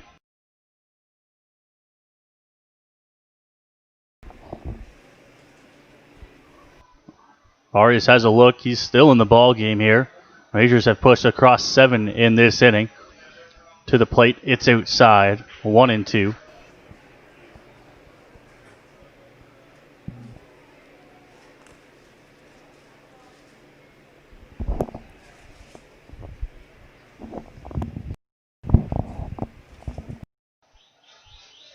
Now Arias to the plate.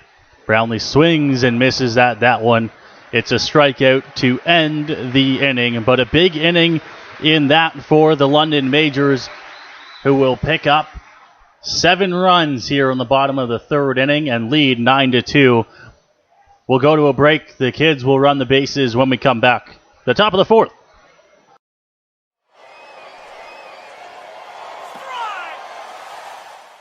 Welcome back to Labatt Park and Majors TV here. You see the score up there, no mistake. The Majors just pushed across 7 runs in the bottom of the third. Dylan, they did it in spectacular fashion. They most certainly did. A home run by Cleveland Brownlee, a bases-clearing triple by Miles Miller, an RBI double for Izzy Pena. A lot of Majors batters contributed to that big inning, and it was super good to see for the fans and for us up here in the press box. Now it'll be interesting to see how Juliancho Higuera fares in this inning. It has been a while that he's been sitting on the bench, so interesting to see how he comes back in the top of the fourth. Of course, Dylan, you talk about the Majors putting up a big 7-run spot in the bottom of the third inning, but one thing a lot of people always tend to forget about is how long Higuera was sitting down, waiting for that inning to finish, and we'll see how he comes back and regroups to start the top of the fourth inning.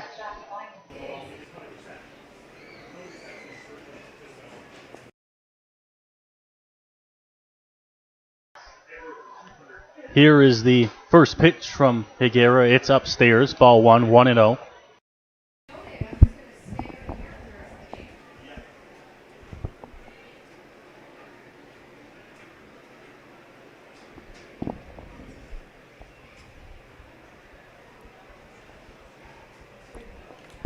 1-1 here. Maybe Higuera comes with an off speed to hopefully get Branfi Infante a little ahead of the ball. Swing and a miss there. Looked like it was foul into the glove. So the count moves in favor here of Higuera.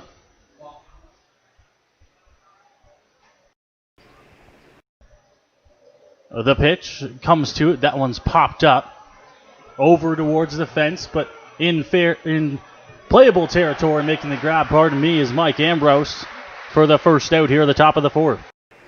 Great job by Mike Ambrose there. Overran the ball a little bit, did not panic, got back there and made the play for the first out of the inning in foul territory. Ambrose didn't charge the fence too hard. Overran the ball a little bit, but was right there to recover and make the play. So with one out here in the top of the fourth inning, we'll see how Higuera reacts. The pitch to the plate, that one is across for a strike. 0-1 here to start the at-bat. Burton struck out looking in his last at bat. Was Higuera's first strikeout victim all the way back in the first inning. Pitch, that one fouled off at the plate there. 0-2 is the count now, as Higuera is working ahead to start the top of the fourth. It's been very good to see because he's been getting behind quite a few batters he was getting behind quite a few batters in prior innings, but here he's been getting ahead of hitters in this top of the fourth. Pitch to the plate, that one's fouled off. It gets back to the backstop, but the count will remain where it is at 0-2. Even better that Higuera has done that after an inning where he had to sit on the bench for a long time. So good to see that he's ahead of batters. Higuera, as Bockwell sets up outside, pitch to the plate, swing, and a miss. A punch out there for Juliandre Higuera in the second out of the inning. Another punch out for Juliandre Higuera, 4 in the ball game for him. He strikes out a lot of batters, and his stuff is just phenomenal. So really good to see there that he got a strikeout. His 4th of the ball game. Obviously not as high as we've seen it before, but he's still doing a really, really good job of handling this very talented Barrie Baycats lineup. That'll bring up to the plate here Parker Walker, who takes the first pitch for a ball, 1-0. Pardon me, it's a foul ball. 0-1.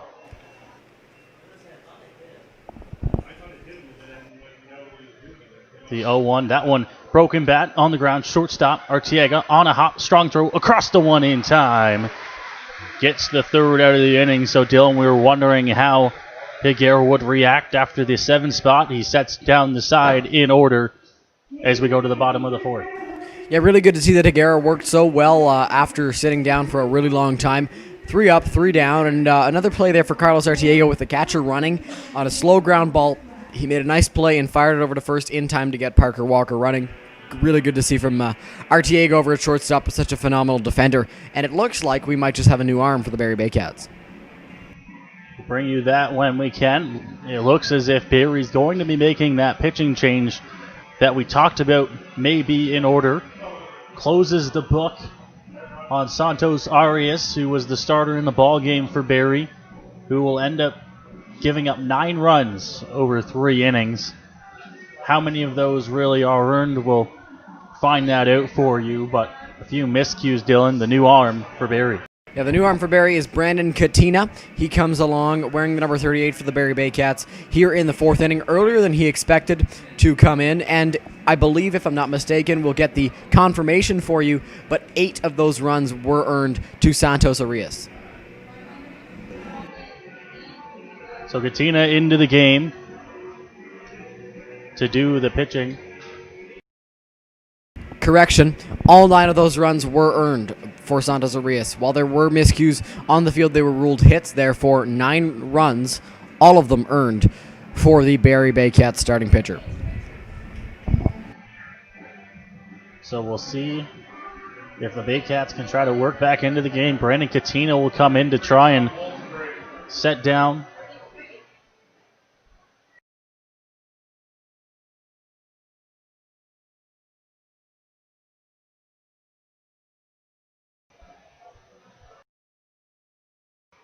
So we go to the bottom of the 4th inning with the Baycats trailing 9-2 after the Majors scored 7 in the bottom of the 3rd. Brandon Katina is a guy that we've seen usually work later in ball games, and he's used to that late inning role, but today they really needed his good arm out of the pen with them being down 7 runs and Santos Arias really struggling out there on the mound.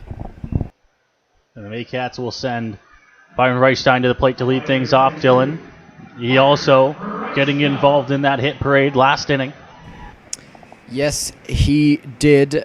Byron doubled in that last inning for the Majors, and he, I believe, got an RBI out of the deal. No, he did not, but he scored a run. So Byron looks to continue that here. First pitch to him is across for a strike to start the at-bat, 0-1. Katina in to try and keep the score where it is, at least for now. Bottom of the 4th inning. 0-1 pitch outside. Evens the count up at 1-1.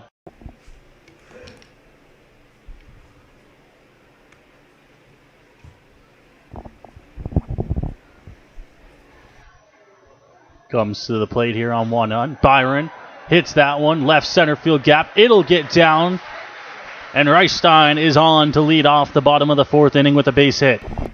The outfield is playing so far back there because they're expecting Byron to hit one deep into the gap like he did his last time up.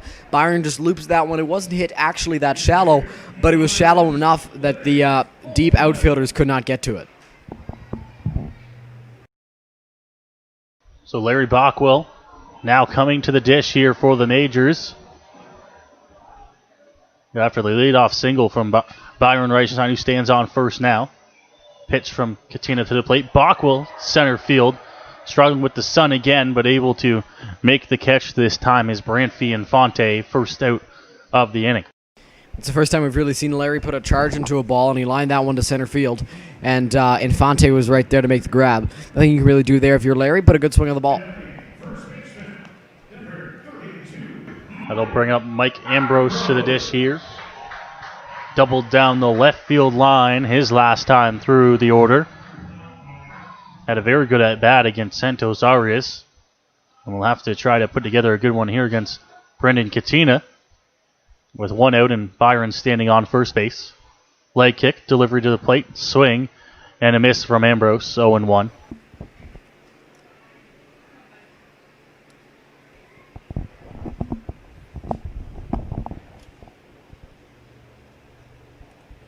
Katina, leg kick once more to the plate. Ambrose swings through that one.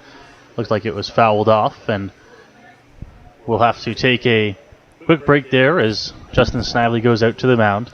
That is the second time in the last two innings that Parker Walker has gotten hit by a ball behind the plate. Just received a beating today in this tough ball game for the Barrie Baycats. Mike Ambrose giving him a little bit of a sorry maybe after the foul ball.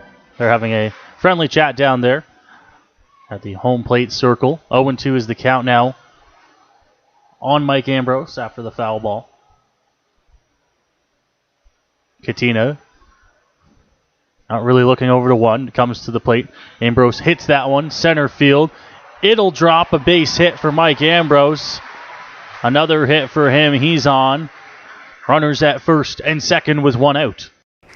Mike Ambrose did a good job there, lining one straight back up the middle for a base hit, and you could see Brandon Katina was also frustrated because Brantfee Infante thought he had a beat on the ball, then might have lost it in the sun again and let up and let that ball drop in front of him. Katina thought that Infante should have dove to try and make a play there. Unfortunately, he could not, but instead the Majors have a hit. Tough plays to make in center, especially we mentioned the sun causing problems out there. Still is. You can see the shadows moving over the infield. Carlos Arteaga to the plate here. He takes that first pitch low on the off speed. 1-0.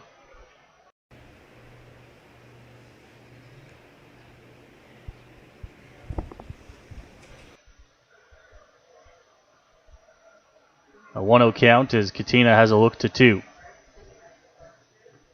Brings it to the plate. It's a strike to Arteaga. Moves it to 1-1. Carlos would look to continue what he's been doing so far in the ball game. He's got 2 singles. Majors would certainly take one here to load the bases, maybe even score Byron. That one is a base hit for Arteaga.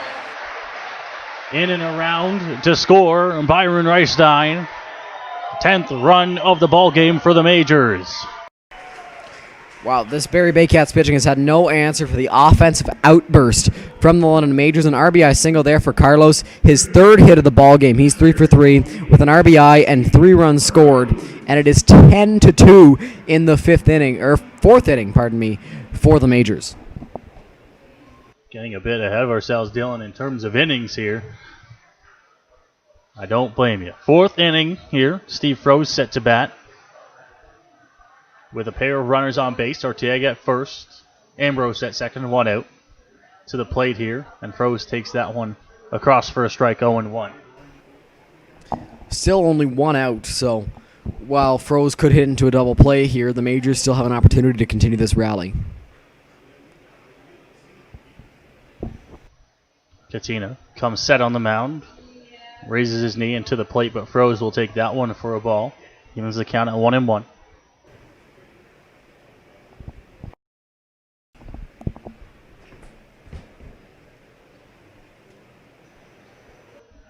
Beautiful holiday Monday here at Labatt Park.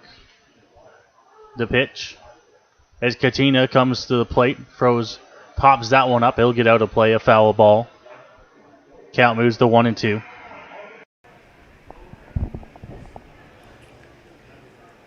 Steve Froese also does a good job of battling in counts, just like a lot of his teammates. Miles Miller's one, Carlos Artiega, Yuki Yasuda, two others. Majors overall are a very good two-strike team. The 1-2 pitch from Katina to the plate. Froese goes to that one. They're going to say he doesn't go around, holds up in time. A good hold at the 1-2 pitch, moves it to 2-2. Good job by Steve there, holding up. Thought about going after it. Instead, he held back just in time. Count moves to 2-2, a lot more favorable for Froese. A 2-2 count now to Steve Froese. Has a look, comes inside and a little bit up to Froese. It's a ball, now a full count. And now Ambrose and Artiega on the full count will likely see them stay where they are. But Dylan, you wouldn't put it past the majors to try and advance those runners on a full count pitch. Here it is. 3 balls, 2 strikes to the dish. It's inside to Froese. He'll walk. It'll load the bases with 1 out. Yet again, we see the bases loaded for the top of this majors order. This time it's Yuki Yasuda. Last time it was Miles Miller. Interesting to see what Yuki does here. He had an RBI single, I believe. Or no, he had a single his last time up, and he came around to score on the Miles Miller triple. Dylan, it was an RBI single. It was the run that came across the score in the second inning.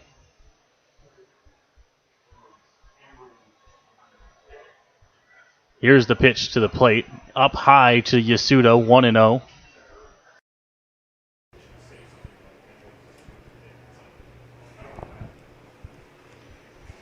A 1-0 count. Yasuda at the dish, bases loaded, 1 out. Katina to the plate as Yasuda takes the 1-0 for a strike. Yuki Yasuda usually does a very good job of recognizing pitches in the zone, and right there he was probably taking because Katina has not thrown a lot of strikes in his inning or third of an inning of work so far. Taking till he gets one, the 1-0. That one up the middle, base hit for Yuki Yasuda. In to score Ambrose, right behind him Artiega. Throws into third, Yasuda in to second. Another 2 runs here for the majors. Great job by Yuki Yasuda, staying with that pitch and rocketing it right back up the middle into center field, allowing for both Mike Ambrose and the speedy Carlos Artiega to come in to score. Steve Froese gets to third on the play, and Yuki ends up at second. And now the majors have 2 runners in scoring position for the always exciting Miles Miller. That brings up Miles Miller, as mentioned, to the plate here, who, Dylan, run us through his line for the day. He's had an impressive day at the plate. Yes, he most certainly has. He has 2 triples, 2 runs scored, and 3 RBI on the day. First pitch to Miller here as Katina comes set to the plate. It's an off-speed pitch, drops in for a strike, 0-1.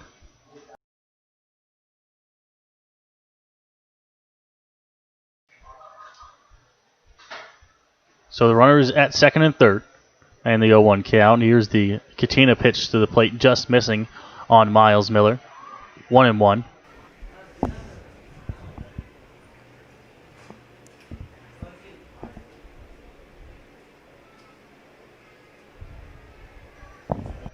Once again to the plate here as Miller fouls that one off, and the count will move in the favor of Katina on the mound, 1-2.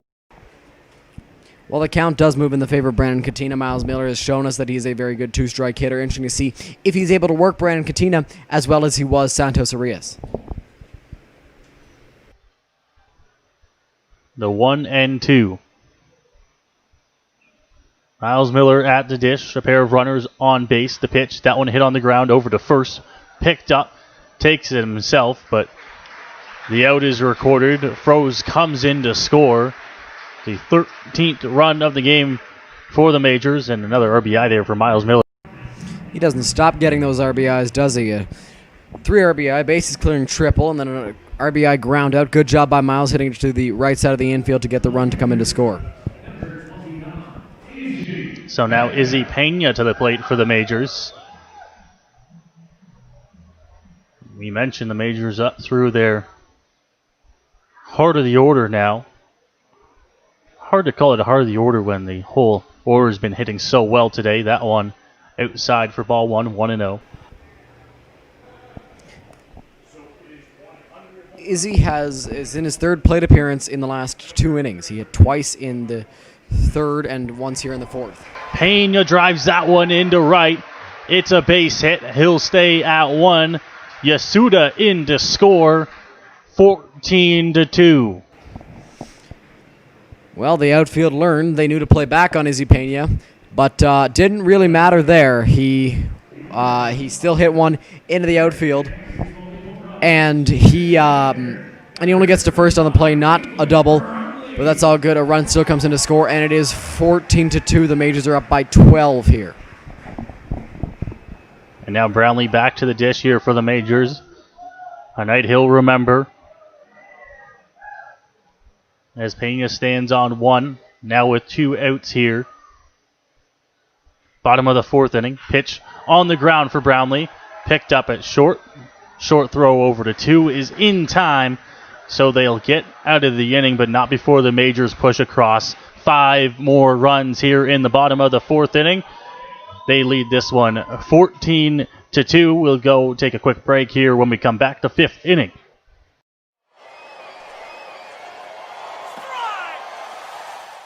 Welcome back here to Labatt Park and Majors TV. Noah Smith and Dylan Baker calling the action this evening. Back to the top of the order now for the Barrie Baycats. Connor Moore to lead things off. His team trailing by a few here. 14-2 the score for the Majors. Higuera back out on the mound. As he comes to the plate, it's up high into the backstop. Cat moves to 1-0. Top of the order, as you mentioned, Noah, Connor Morrow at the plate. He's lined out to Byron and popped out to Steve Froese in 2 prior at-bats. Juliandre Higuera in his 5th inning of work has looked really good. The 1-0 pitch to the plate from Higuera is up high as well. Quickly 2-0.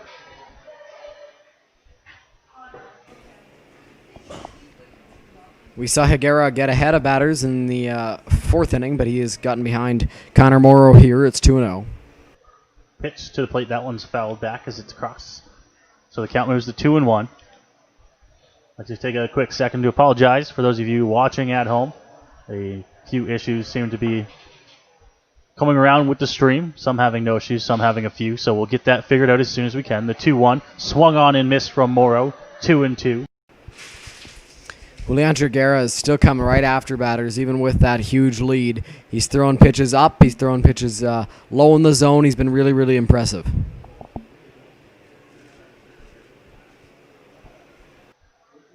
The 2-2 to the plate swing. That one's a miss. It's a strikeout. And Higuera has another punch out in the ballgame.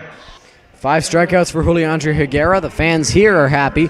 They not only get a free taco for Cleveland Brownlee's 100th home run, they also get 5 free wings with any purchase of $5 or more at Buffalo Wild Wings. Fun Labatt Park fact for you. Great to see Juliandre Higuera at 5 punch-outs. His stuff has been phenomenal in this ball game. He's been really, really good. Now to the plate, Starlin Rodriguez here for the Baycats. With an out in the inning. Comes to the plate. That one is inside. Ball 1, 1-0. Rodriguez in 2 prior at-bats has a double and a line-out. Double came all the way back in the 1st inning when the Baycats had their little rally. That one hit off the bat of Rodriguez, chasing it down. Yasuda unable to make a grab. A very good effort, but it will drop for a base hit, and the Baycats are on with 1 out here. Great effort there by Yuki Yasuda. Could not, unfortunately, come up with the ball. He was just a little bit off, and Starlin Rodriguez has a base hit. Double play is still in order with a good bat of Jordan Castaldo at the plate. 1 out here in the 5th inning. And Yasuda has a chance of redemption if he gets a ground ball here with the possibility of turning 2. So 1 out and a runner on first. Castaldo to the plate now for Barrie.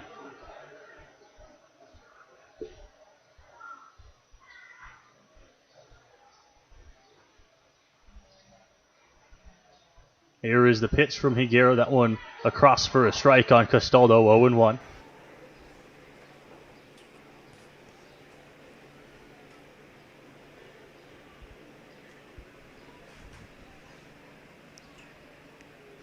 Higuera with a quick look over to one, although not a big lead at all. To the plate here in Castaldo. That one's inside. Count moves to 1-1, evens up. You know, even though the Majors are up by 12, you can't take the bat of Jordan Castaldo lightly. Such a tremendous hitter at the plate for these Barrie Baycats. The 1-1 delivery here as Higuera comes set to the mound. Swing and a miss from Castaldo. Jammed him a little bit. It's a 1-2 count.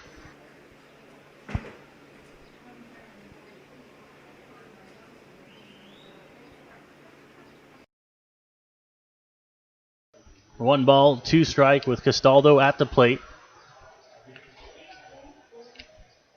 Rodriguez over at one. Here's the look to the plate. It's inside, called a strike. A punch out there for Higuera. Second out of the inning. Castaldo thought it was low. And it's a punch out for Juliandre Higuera.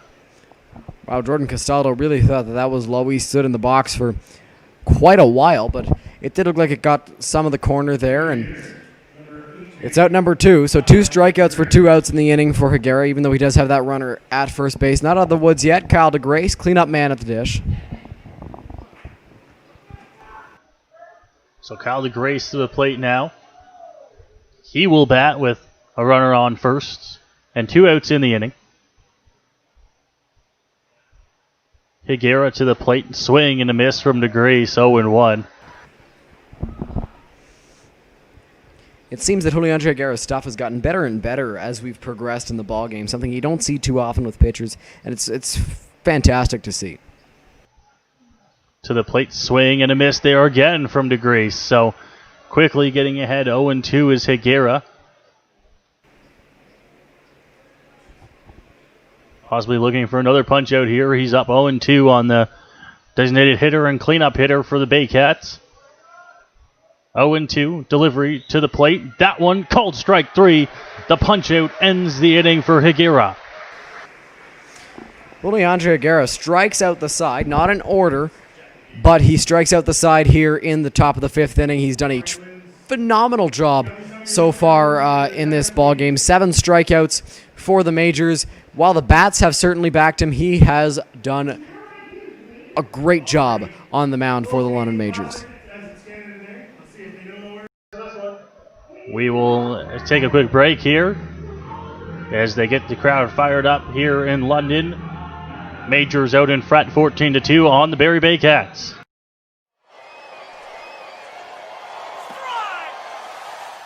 Welcome back to Majors TV coverage here. Noah Smith, Dylan Baker on the call. Byron Reichstein to lead things off.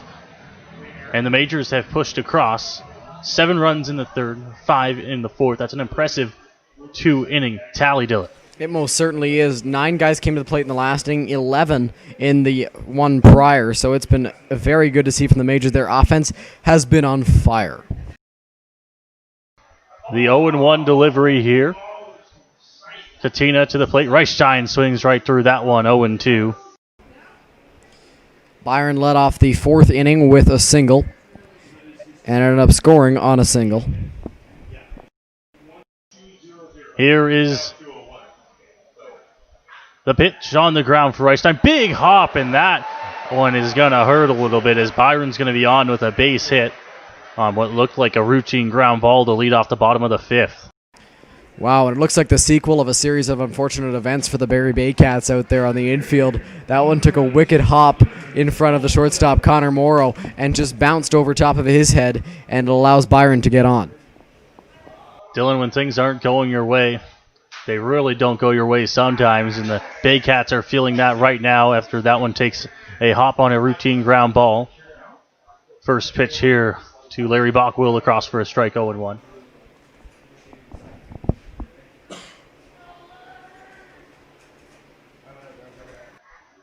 Larry Bockwell at the dish, and the pitch from Katina as Bockwell pops that one up.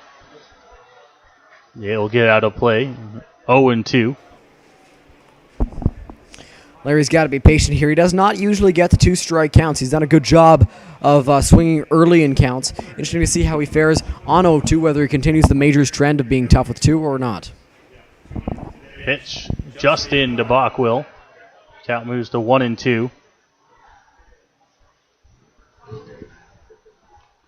And it's a 1-2 count as Byron stands on first. The pitch to the plate. Bockwell hits that one. Center field, right underneath it. Barrie Infante makes the grab as the sun isn't an issue this time. And the first out of the inning on a fly out from Bockwell. Bockwell put a good swing on that ball, but Barrie Infante did a good job in center field. Didn't have to battle the sun there. He was in the shadows and he made the grab for the first out of the inning. Byron still at first, and the hot Mike Ambrose, who has 201 career hits in the IBL now, steps up to the plate. Now to the plate, Mike Ambrose. With Byron on first. 1 out here in the inning. Pitch to the plate is an off-speed call to strike to Mike Ambrose, 0-1. A big crowd here on Canada Day getting treated to some early fireworks by the London Majors. Pitch to the plate as Ambrose hits that one. Center field. Infante there to make the grab. And the second out of the inning. Mike Ambrose has been very impressive in his last few games as he has been putting good swings on the ball. That one he rocketed to right center field. Unfortunately, Barrie Infante was able to get there in time to make the grab. But Ambrose has been putting really good swings on the ball for the past almost, I'd say, 5 or 6 games, and it's been really good to see. It's been resulting in better offensive performances for not only him, but also this entire Majors ball club. I'll bring out Carlos Arteaga to the plate. Like you mentioned, Dylan, Ambrose has been hitting the ball well. Goes back a few games. A home run Wednesday night in Brantford. A long ball this weekend, and a pair of hits tonight. That one outside Arteaga, 1-0.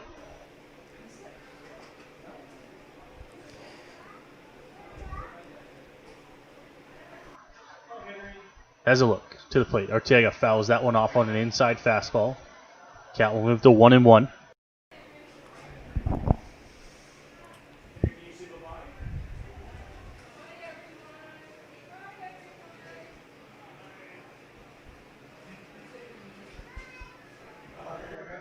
Another delivery here. Arteaga, center field. Barrie Infante under this one easily makes the grab. And the inning is over. Arteaga flies out to end the inning. The Majors go quietly here in the bottom half of the 5th inning, but they continue to lead 14-2 here on Majors TV. Dylan Baker on the call. When we return, Majors up by 12.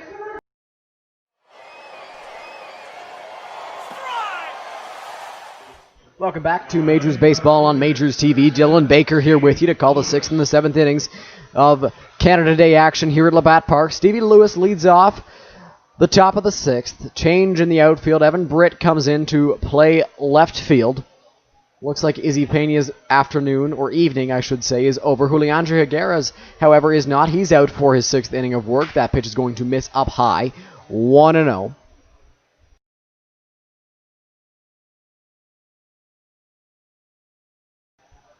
Higuera sets the 1-0.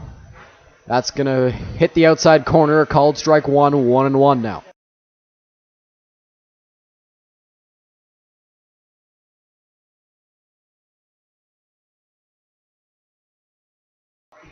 The 1-1. That's a called strike. 1 ball, 2 strikes now on the Baycats' 5th hitter.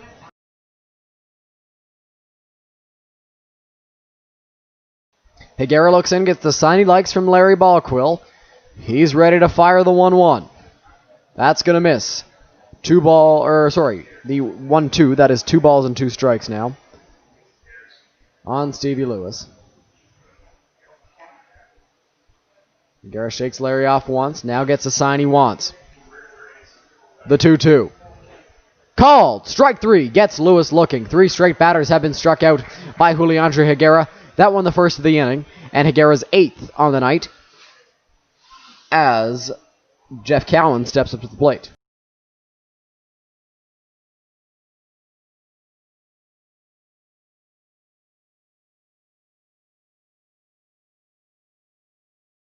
Cowan, earlier at the bats in the ballgame, he has a sacrifice fly to Byron Reichstein and a strikeout swinging. That pitch misses. 1-0 on Cowan. Cowan playing in left field for the Baycats. Higuera sets the 1-0. That's going to miss as well. 2 balls and no strikes.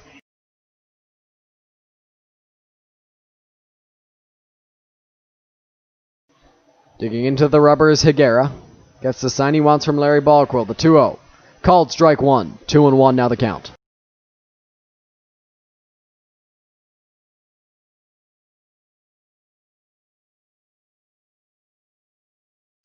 Two balls and one strike as Julian Higuera looks to work his way back into this count. The pitch. That's going to miss. 3-1 now.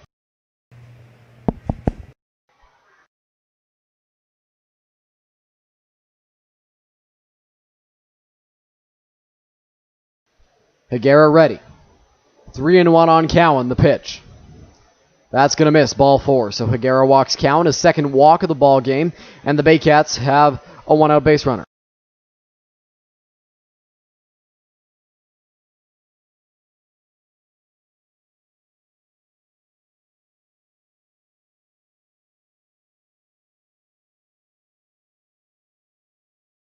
Branfi Infante steps up to the dish, the Baycats center fielder in the ball game as a runner at first, and 1 out.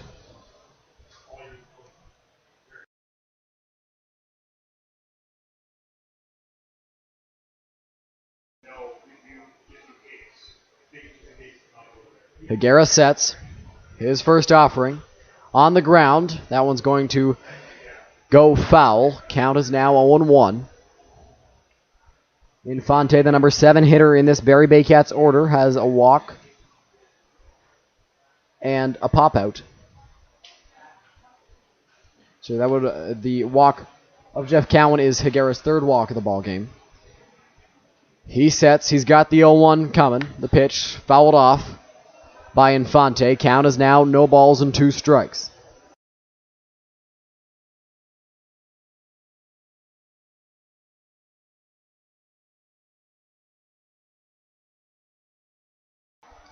Ballquill back into the crouch. Higuera looks in for the sign. He's got the one he wants. The 0-2 home. Swing and a miss. Strike 3. Higuera's last 5 outs have been recorded via the strikeout. That is his second strikeout of the inning. 2 away now with the runner at first. That makes for, I believe, 9 on the ball game for Higuera.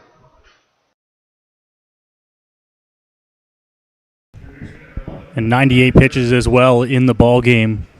So nearing that century mark, Dylan. Getting up there in pitches, but we've seen him throw a lot more than that in a ball game. We certainly have, but if you can, you would like to keep that pitch count down as that pitch is fouled off by Carson Burns.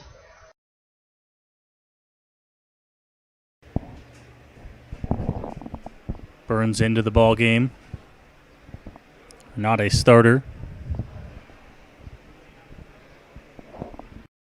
The pitch on the ground. Higuera makes the play to the right of the mound. Throw over to Ambrose at first, and the side is retired. 5.5 complete at Labatt Park.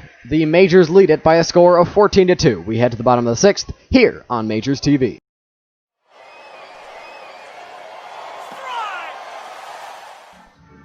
Welcome back to Majors Baseball on Majors TV. Bottom of the 6th inning here. Majors are up 14-2, and it's been quite the offensive outburst for the Majors so far in this one, hasn't it, Noah? It certainly has. We've seen the Majors bats really come alive here. I mean, you look at the starting pitching for Barrie. It's a good starting pitcher on the mound. You can't say that they found a hole there. Santos Arias is a great starting pitcher, but they just hit him well today. All the bats 1 through 9 in the order. That's the most impressive part. Have been good for the Majors today, and they'll look to continue that here. A new arm as well as Hillier's into the ball game for the Baycats. Yes, Brandon Hillier, new arm into the ball game for the Barrie Baycats. He will look to neutralize this Majors offense. Steve Froese leads it off, followed by the top of the order, Yuki Yasuda and Miles Miller. Hillier ready to fire his first pitch. Here it comes, inside on Froese. Count is now 1-0. And another righty into the game as well for the Baycats. The Majors have hit them well so far tonight. They have the 1-0. Froze takes a called strike. Count is now 1-1.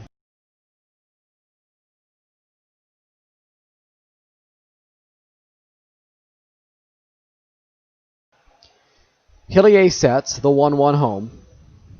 Froze lines that one hard but well foul. Count moves to 1-2 now. And now on a 1-2 count, we'll get to see Steve Froze battle, who's, as we mentioned, Dylan, probably one of the 4 guys on this team who battle the best with 2 strikes at the plate. He is, and a lot of guys do it for this Majors ball club, but Steve Froze, one of the best. Hillier ready to fire the 1-2 home. Froze swings and misses, strike 3. So the first out of the bottom of the 6th inning comes via the strikeout, and that'll bring up Yuki Yasuda. An off-speed pitch there that broke in, might have caught the plate, but I think Froze thought it was going to break a lot more. He swings at it, and it ends up a little bit too inside for him. First out of the inning will bring up Yuki Yasuda. Top of this Majors order now is Yuki Yasuda steps up to the plate. In his crouched batting stance against Brandon Hillier, Yasuda has had success in the ball game. Hillier sets the pitch. Yasuda lines that one straight back up the middle, a base hit for Yuki, and the Majors have a 1-out base runner. Talk about having a day at the plate there for Yuki Yasuda, who's already got 30 hits in the ball game, comes up with another one there, and just keeps this party going for London. You know who else had a good day at the plate, Noah? Miles Miller. He steps up now. 4 RBIs on the day. Been a bright spot for London since joining yesterday afternoon in Toronto. Batting .500, of course, in short amount of at-bats, but Dylan, he has had some pretty good swings, and of course the 2 triples today. Yeah, for sure. And the fact that we get to say 2 triples in one game is crazy. The pitch from Hillier. Miller lines that one down the right field line. That ball's going to get down. Around second, going to third is Yasuda. Wales is holding him at third. Miller has to hold it first. So crazy to say this, but Miles Miller has a single, and there are runners at the corners now with only 1 out. And another hit for Miles Miller as well. So this top of the order for the Majors has just been hitting the ball well today, putting on a show for these fans. And now we will see a pinch hitter come in. Came into the game as a replacement. Yeah, Evan Britt steps up to the dish. He took over in left field for Izzy Pena in the 7th inning. Top of the 6th. The first pitch to Britt. Fly ball, center field, Infante moves back a little bit, makes the catch. Yasuda tagging. He will jog on home, and the lead is now 13 for the Majors. It's 15-2. So a great job there by Evan Britt. Of course, it's just going to go down as a sacrifice fly for him. Doesn't get a base hit, but he does the job, brings in another run, and extends that lead for the Majors, which is now up to 13. Yes, it is now a 13-run game, and that'll bring up a pinch hitter for Cleveland Brownlee in Josh Williams. So Britt took over for Pena defensively, and now Williams takes over for Cleveland Brownlee in that DH spot. The pitch, called strike 1 to Josh. 0-1 is the count. And you'd like to see Williams getting involved in the hit parade here. Still looking to try and break through here as a Major. The pitch gets away from the catcher. Did not go, says the third base umpire. Count is now 1-1. And a 1-1 count is a good count here for Williams to try and get a pitch that is maybe left over the zone a little bit. Try to drive something into the outfield. Would be good to see for Williams. The pitch from Hillier. Williams hits that one on the ground, slowly to third. Burns over to Castaldo at first for the 3rd out of the inning. 6 complete frames complete from Labatt Park. On Canada Day, the Majors lead it 15-2.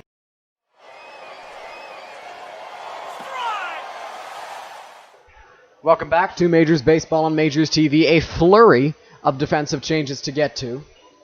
In center field, Miles Miller remains. In right field, Robert Doyle. At first base, Kyle Gormandy. At second, Jonathan DeForest. Behind the dish, now Jonathan Thibodeau. And Braden Farrington on the mound. Did you catch all of that? A lot to get going through as manager Root Cherendet goes to the bench here for some substitutions in the 7th. First pitch to Parker Walker is fouled off. Count is 0-1.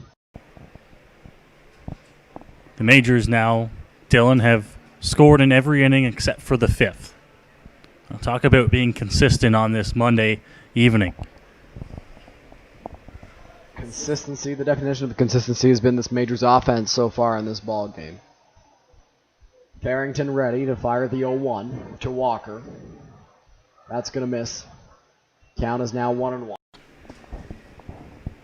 Now, Farrington, one of those guys that doesn't necessarily have the most deadly stuff on the mound, but puts in a lot of work in the offseason and comes back out here, and his numbers have been pretty good so far this season.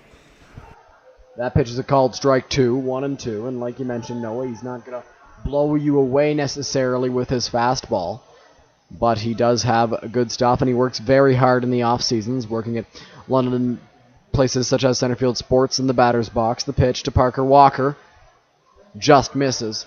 Count is now 2-2. And on 2-2, Dylan, don't be surprised to see him go to that off-speed pitch that we love to see him use, possibly on the outer part of the plate. The 2-2 home. Popped up, foul territory, but that one's going to get foul as it hits the bleachers out there behind third base. Count will remain at 2-2 on the Barrie Baycats catcher. Top of the seventh inning, Majors lead at 15-2. Braden Farrington, of course, always wearing those high socks for the Majors. He's got his stir-up reds today, while players such as Miles Miller and Carlos Artiega wear the straight reds. The pitch. Walker grounds that one foul. Count will stay at 2-2. And Dylan, the plethora of fans out here on this Canada Monday to take in this game, being treated to a good one from the Majors. Always good to see them put up this many runs. Even better when you can see them do it against the Barrie Baycats. Yeah, always tough to do against Barrie. The pitch from Farrington. Walker lines that one back at the screen. Count remains 2-2. A good battle going on here. Parker Walker's really working Farrington here with 2 strikes. Interesting to see what pitch he goes to here. Seems that he's thrown almost everything at Walker. Almost everything has come. As you mentioned, though, the 2-2 from Farrington. Popped up, foul again. Count will remain 2-2. Makes it easy for us controlling the count on the scoreboard. But it's really working Farrington. And what I'd like to see Farrington do here on 2-2 is maybe drop in a slow curveball, even slow it up a little bit normal than usual. Drop it in there. Here's the pitch. A curveball in the air, center field. Miller moving under it. He makes the catch for the first out of the inning. So Parker Walker is finally retired, and that brings up the top of this Barrie. A good job for Farrington to get that first out, which always important in an inning, but do it before you turn things over to the top of the order is even more important here. It most certainly is. As the top of the order steps in now, Connor Morrow 0 for 3, a line out, a pop out, and a strikeout in this one. Top of the seventh inning. Julian Guerra pitched 6 strong. The pitch from Farrington. There's a called strike 1, 0-1, as that one hits the corner. And a great job there for Farrington to get ahead. It's got that fastball with a little bit of movement on it. Catches the outer edge.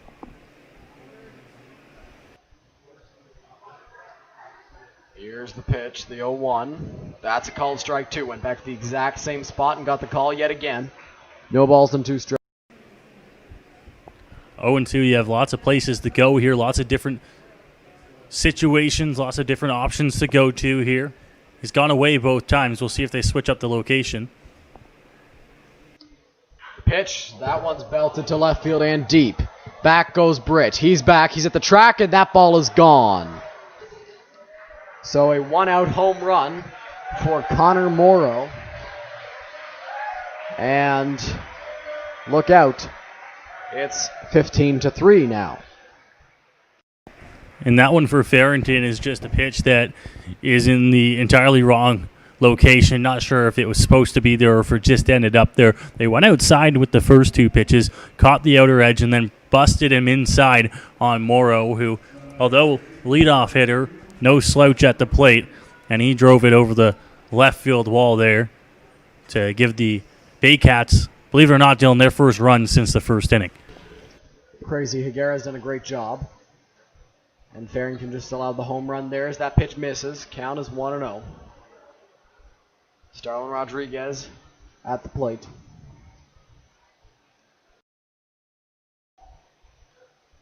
The 1-0 from Farrington. That's going to miss. Count is now 2-0 from the Majors right-handed reliever. And he's doing a great job out of the bullpen. Despite that home run, he's been getting ahead a fair amount, despite this at bat as well. That pitch misses yet again. Count is now 3-0 on the Baycats second baseman.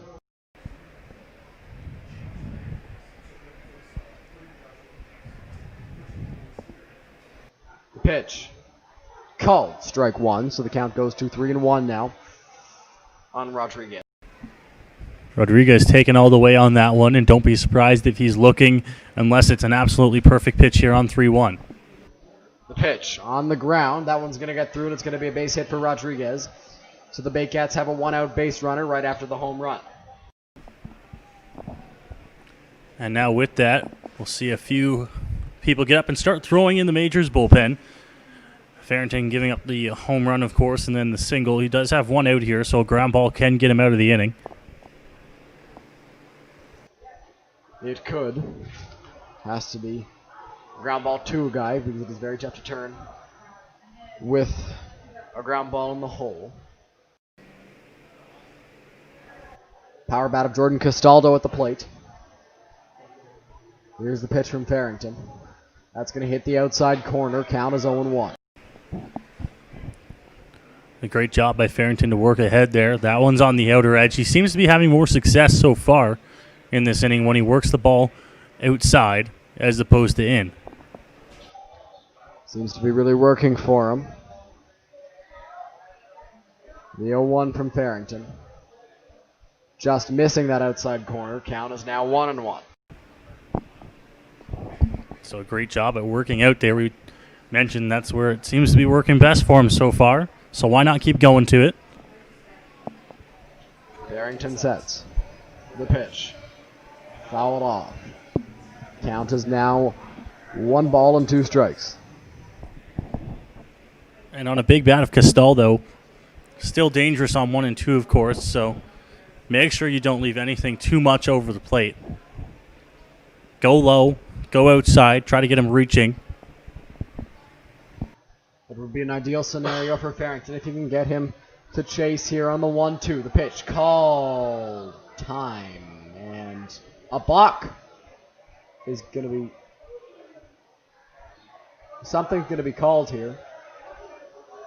Oh, there were fans out in center field in the batter's eye, and Castaldo was complaining about it, saying that he couldn't see the white ball with the light shirt of the fan out in center field. So right in the batter's eye, there was a fan there. Yeah, the fan's standing up on where the camera goes when you have the center field camera, which we unfortunately don't have. But fans, I think there was probably 2 or 3 of them out there. One of them wearing a light-colored shirt. Castaldo didn't like it. We'll have to redo the 1-2. Here's the 1-2. Castaldo, hard ground ball, past the diving DeForest into right field. Doyle scoops it up. Rodriguez holds at second. So 2 base runners now for the Baycats with 1 out. And 3 straight hits for the Baycats. 1 the home run, 2 straight singles. That'll bring out Brent Wales for the Majors here to come have a chat with Braden Farrington. 1 out in the inning, and the Baycats looking to push a few more across here. Dylan, they're one team that you certainly can't cat out at any point in the ballgame, at any score. Yeah, and although the score is 15-3 right now, you cannot count this Barrie Baycats offense out because of how good they are and what they can do, how dynamic they are offensively. The first out of the inning was recorded by Farrington on the first batter, Parker Walker, the catcher, on a fly out to center field, but ever since then it's been 3 straight hits, a home run, and 2 consecutive singles as Brent Wales wraps up his meeting with his pitcher. Kyle DeGrace at the plate. And all those hits coming on pitches that he worked so hard to get into a good count and then just misses a little bit on the location of the pitch in their hit for base hits. Here's the pitch from Farrington. DeGrace takes a ball. Maybe up, clearly in. 1-0.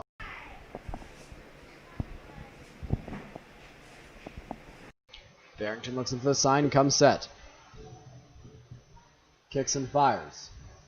Called strike one, so 1 ball and 1 strike now on the Baycats DH. And a great job at working back into the count there.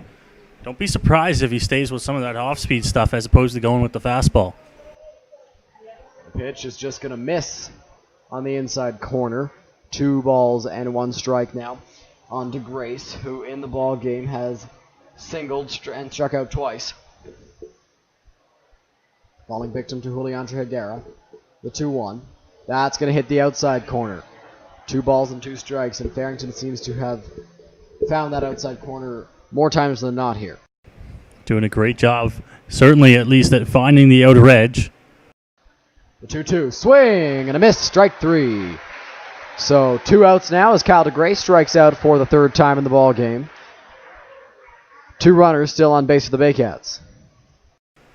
And that's where Farrington needs to live. He doesn't have a fastball that he's going to blow it by a lot of hitters, especially on this Barrie Baycats team. But one thing that he does have that works for him is that he does have that softer curveball. So if you can throw that away, get players that are way out in front of it reaching for it, you're going to get some swings and misses. That's exactly what he did there. He'll look to do the same to Stevie Lewis, right fielder for the Baycats. Pitch from Farrington. Just missing the inside corner. Looked like it caught it from up here, but Justin Snively has a better angle down there. Count is 1-0.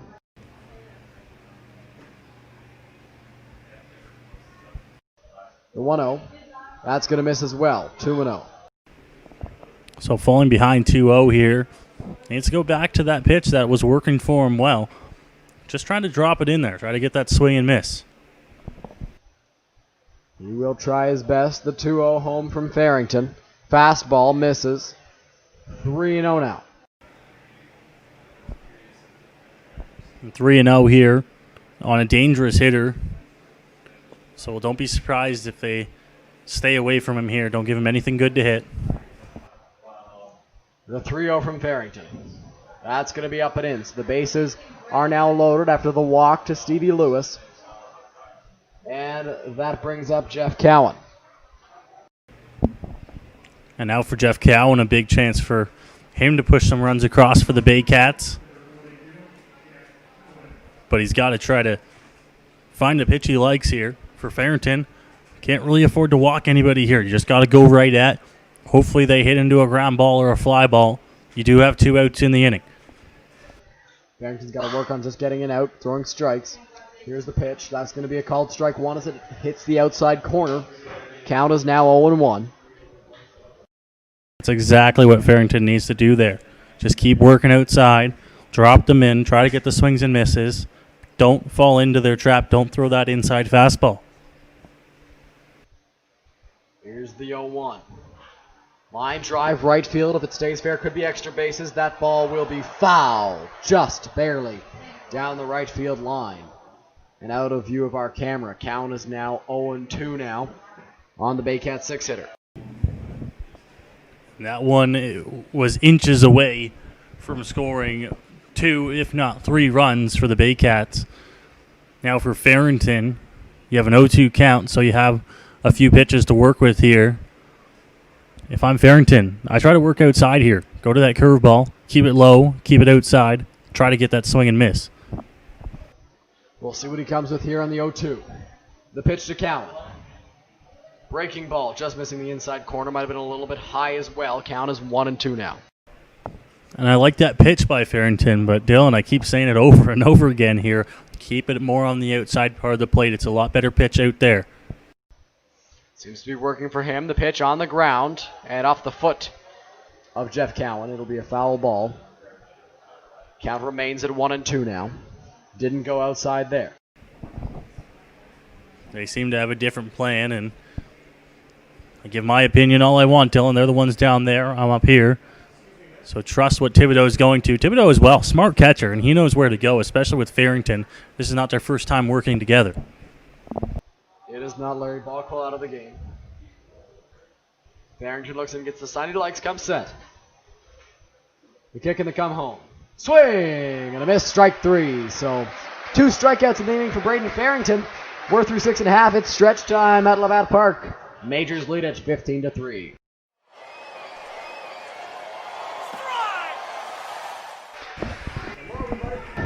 Hello, everybody, and welcome back to Majors Baseball on Majors TV, bottom of the 7th inning. And we just had a very special moment here at Labatt Park, didn't we, Noah?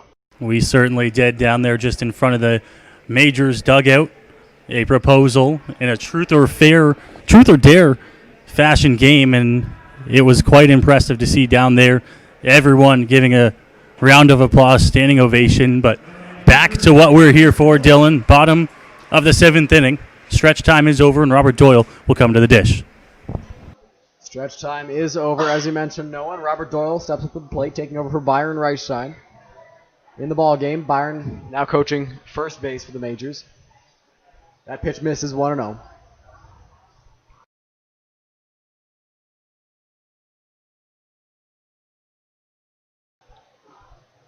The 1-0 is going to miss as well. 2 balls and no strikes on the Majors right fielder.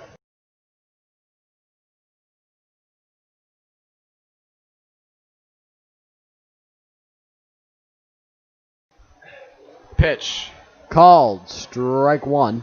2 balls and 1 strike now. A good job at working the count here. Doyle trying to get something started for the Majors. Bottom of the 7th. Fouled off by Robert. Count is now 2-2. And Doyle will look to try and have a good 2-strike approach here. Although with a 2-2 count, he knows that he can get on base with a walk as well, and Doyle has a lot of speed. The pitch, Doyle lines that one straight back at the screen. Count will remain 2 balls and 2 strikes.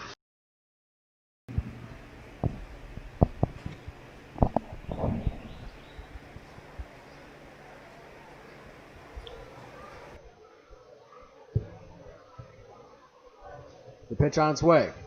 Doyle swings and hits that one in the air. Shallow left field. Morrow after it. He'll make the catch for the first out of the inning. And it's a long way to go for Morrow out into shallow left, but really all game long, Dylan, we've seen the outfield for Barrie play fairly deep, even on Robert Doyle there, who's not too big of a power threat. They were playing fairly deep, so coming into shallow left to make the grab was Morrow. Nonetheless, they get their first out of the inning here, bringing up another man off the bench, Jonathan Thibodeau. Jonathan Thibodeau took over defensively in one of the flurry of defensive changes in the top of the 7th inning. He gets his first at-bat here. The first offering. Thibodeau swings and misses. Strike 1. 0-1.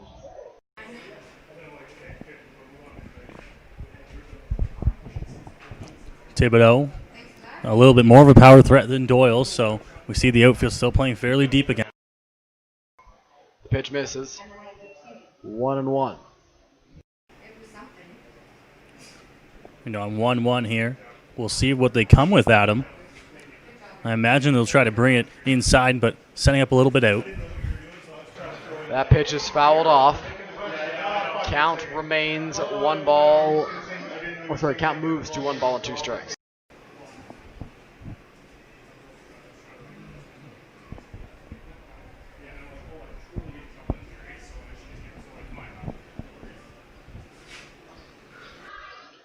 The 1-2 to Thibodeau. Called. Strike 3. So 2 up, 2 down very quickly on a pop out and a strikeout. That brings up Kyle Gormandy. Thibodeau just looking for a different pitch there. It's the only explanation for that fastball right across the zone for a strike, but looking off speed possibly on 1-2, gets the fastball instead.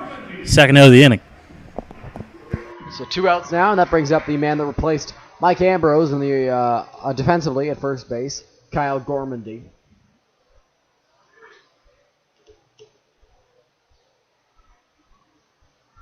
It's his first trip to the plate here. The pitch, Gormandy pops it up high on the infield.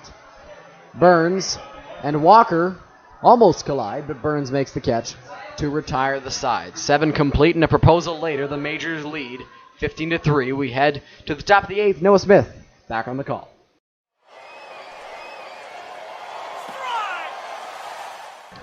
Welcome back to Majors TV here from Labatt Park. Noah Smith, Dylan Baker on the action tonight, Dylan, and we are really on the action tonight. Majors have put up 15 runs. They lead 15-3, and largely in thanks to the bats tonight, they have been on fire.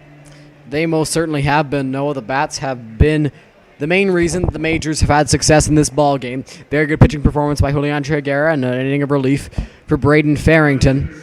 And the Majors are up 15-3 in the top of the 8th inning. 7, 8, and 9 due up for the Baycats.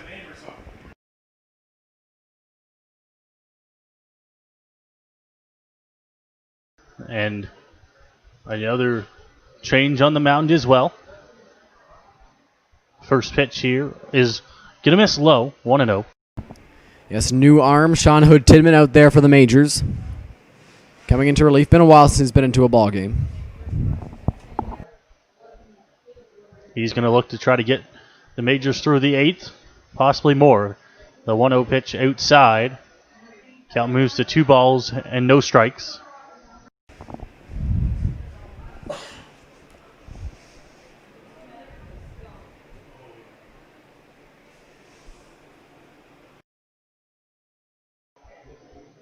Infield playing to get the out. DeForest deep at second. That 2-0 pitch is up high here. Count moves to 3-0. On the leadoff man in the inning for Barrie.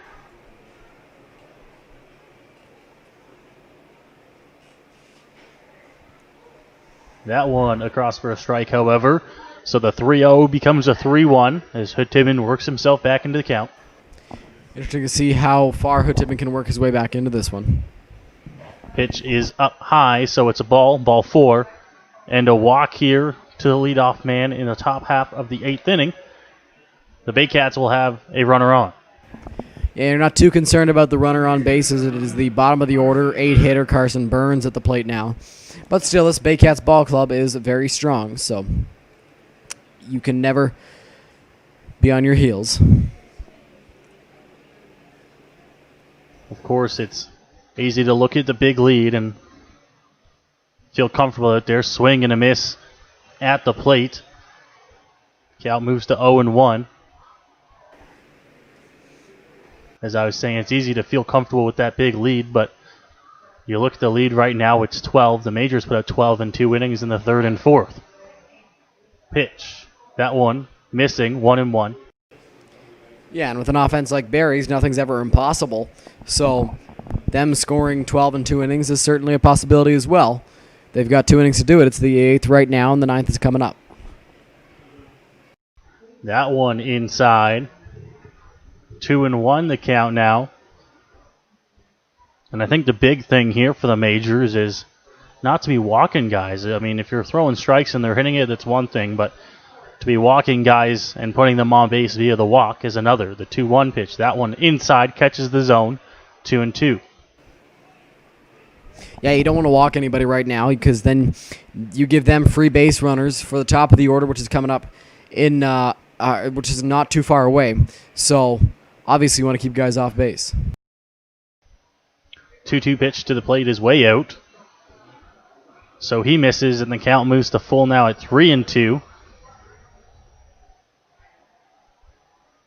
Certainly trying to avoid the walk once again. This one is a full count pitch.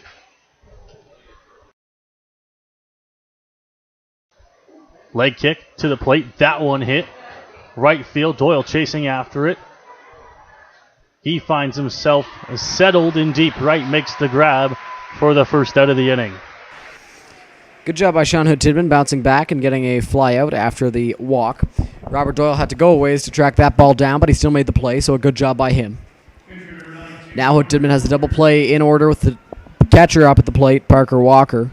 Grounded out the shortstop twice prior in the ball game, so certainly a candidate to hit into a double play. Does run well for a catcher as well. So I'd like to see him double up. Here's the first pitch from Hood-Timmon. That one hit in the air, but we'll find the grandstands over top of the Majors dugout. 0-1.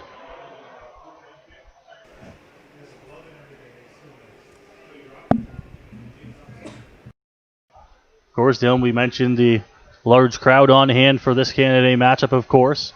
There was announced between innings that family of Mike Ambrose from Scotland as well in attendance. Yeah, crazy they traveled so far and they got to see Mike's 200th career hit.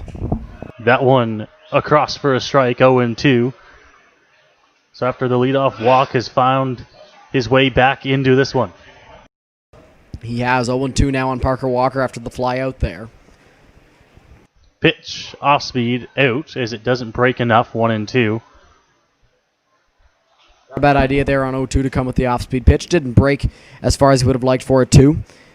And it's ball one, but still a very good count if you're Hood-Timmon. 1-2 here. Sean Hood-Timmons 1-2 pitch. Swing and a miss. A big punch out there. Second out of the inning. Great job by Sean Hood-Timmon there, battling back and beating Parker Walker there. He got ahead of Walker, but he walked the guy, and then he got a fly out and then a strikeout. So now you got 2 outs for Connor Morrow, who we saw hit a home run in his last at-bat. Get that home run off Braden Farrington. And now he's got to face off against Sean Hood-Timmon with a pair of outs and a runner on. Pitch, that one hard hit. Center field. Chasing after it, settling underneath it is Miller. Third out, and the Majors are through the 8th. Baycats don't get any runs, and they lead 15-3. And the Majors set to come to bat in the bottom of the 8th inning. Dylan looking to try and push across a few more runs possibly, but most importantly, they're looking forward to getting through the 9th. Yes, they most certainly are. They're likely going to have John Fitzsimmons throwing in the 9th inning. They might let Sean Hood-Timmon stay out there as it is not a save situation, but, you'd like to push across a few more runs because you never know. You never know what could happen with an offense like Barrie's. Dylan, an impressive night so far for the Majors. They look to finish this one off. One of the most impressive numbers is going to be the 15 in the run column, but you can't take away the 20 in the hit column for the Majors. That's an impressive evening. Yes, 20 hits. No small feat for the Majors, and you can't take that away from them for sure. It's been a wonderful night offensively for them. I think coming into a game against this, like the Barrie Baycats, one of the big things you're looking for is just for the pitching staff to keep the Baycats to a reasonable amount of runs, and 3 runs through 8 innings is exactly that. Oh, yes, it's more than reasonable as we see a new arm come out for the Barrie Baycats. But 3 runs, and the displays we've seen them put on against the Majors in the past, I believe they scored 9 on Pack the Park Day, and they scored 15. I think they scored 15 more than once against the Majors. So keeping them down at 3 runs, due in large part to Juliandre Higuera, who is obviously the best pitcher on this Majors staff. He did a phenomenal job through his 6 innings of work today, and then Braden Farrington and Sean Hood-Timmon have tossed 2 good innings as well. And Dylan, correct me if I'm wrong out there, but it looks as if Branfy Infante is coming in to pitch the bottom of the 8th inning for Barrie, and I'd have to check online if he's even listed as a pitcher, but he did start this game for the Barrie Baycats and playing center field now into pitch. Yep, Branfy Infante is the pitcher for these Barrie Baycats, and as we try to get you whether he's listed as a pitcher or not. Certainly not something that manager Angus Roy is afraid to do, of course. Throw a position player in there who maybe has prior experience pitching just to get an inning or 2 in. But we'll see if he's pitched at all in his IBL career or not. Get you those stats as soon as we can. And I have them here now. Noah, this is his first career pitching appearance in the IBL. So Branfy Infante gets to work in a 15-3 game. So interesting to say the least to see Branfy Infante coming into the game now for the Barrie Baycats. He'll pitch the bottom of the 8th inning, looking to just kind of bridge the gap here between the bottom of 8th and the top of the 9th inning. Of course, Baycats trailing by 12. It'll be Carlos Arteaga to lead things off. And we see it all the time in the big leagues when a position player comes in to pitch. Don't want to waste your bullpen when you don't need to. And right now, they don't exactly need to. so they would like to just get through this inning. Of course, not trying to waste bullpen arms, but that one's right across for Branfy Infante. 0-1. Another thing, they might just be saying that, hey, Branfy, we know you maybe threw in the past. Let's see how you do in the IBL. The 0-1 pitch is in the dirt to Arteaga. 1-1. I mean, it's been 6 seasons. This is Branfy Infante's 6th season in the IBL. He's not thrown a single pitch, so a little bit interesting to see, but that's okay. 1-1 delivery. Arteaga on the ground to short. Couple big hops. Strong throw across the diamond is in time to get Arteaga first out of the bottom half of the 8th. Carlos put a swing on that ball there, and it was just a ground out to short. Almost beat it out with his speed, but it doesn't really matter as the Majors are up by 12.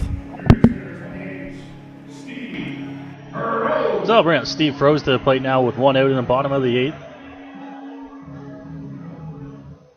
Froese looking to try to get on base with a hit if he can against the position player pitching Branfy Infante. First pitch across and a strike, 0-1. Branfy Infante has 29 career IBL home runs. He'll be looking to avoid giving up a home run. And off speed across for a strike. Now so 0-2 on Steve Froese. Branfy Infante working ahead and just getting the ball across in the zone. The 0-2 pitch. Froese hits that one on the ground. Tough play. Oh, and it gets right past him. So Froese will reach here with 1 out. And you had to know it was coming. A position player on the mound. Steve Froese with the base hit into left field. And just past Connor Burns as the kids in attendance certainly enjoying the walk-up song of Jonathan DeForest here. So it is Jonathan DeForest to come in and taking that bat here. I mentioned he came in as a defensive replacement. First pitch to him from Infante is outside for ball 1, 1-0. Froese on first after reaching.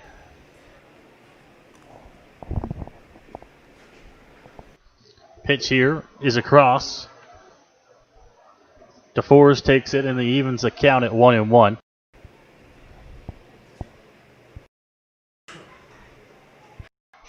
DeForest on the ground. Move over and score it up. A 4-3 double play as he takes it himself to end the inning. We go to the 9th here in London with the Majors looking to try and close this one out when we come back.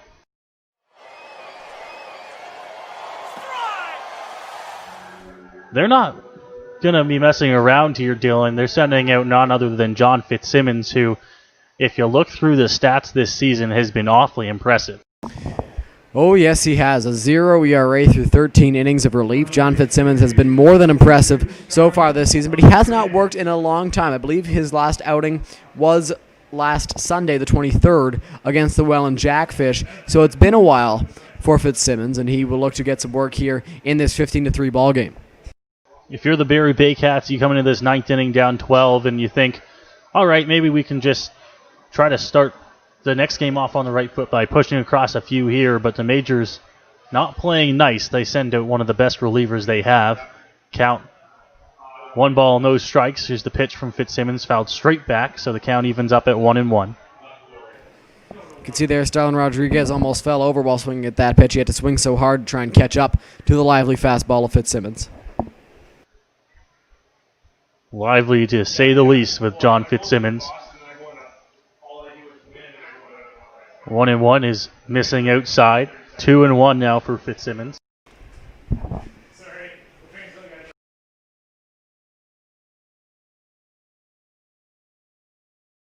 As a check comes in on 2-1, it's way in, almost hits the batter there. So 3 balls, 1 strike. So not a great start for John Fitzsimmons. No, but if there's a guy who can work back from a 3-1 count, it's John Fitzsimmons, as he has tremendous stuff and a lively fastball. All he's got to do is throw it for a strike, and he might get a swing and a miss. 3-1 delivery to the plate is fouled off. It'll get out of play. And the count will move to full at 3-2 here for John Fitzsimmons, who's, as mentioned, trying to close out this game for the Majors.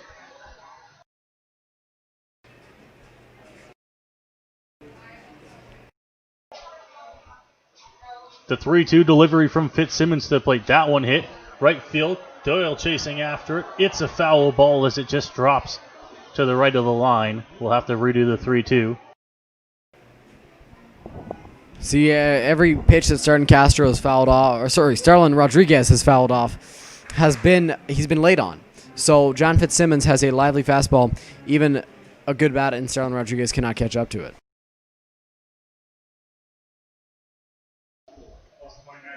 The 3-2 count to Rodriguez here. Fitzsimmons, a leg kick, delivery to the plate. That one's hit right back up the middle, into the gap a little bit. Chasing after it is Miller, who gets there fast, and it's a leadoff base hit here. Miles Miller decided to have a little bit of fun with that ball and right center field, played it through the legs backwards. Why not? 15-3 game. Overran the ball a little bit too, so holds it first. It was almost out of necessity because he was running back on it, but just the way he did it, a little bit funny here. But the big bat now of Jordan Castaldo to face off against John Fitzsimmons.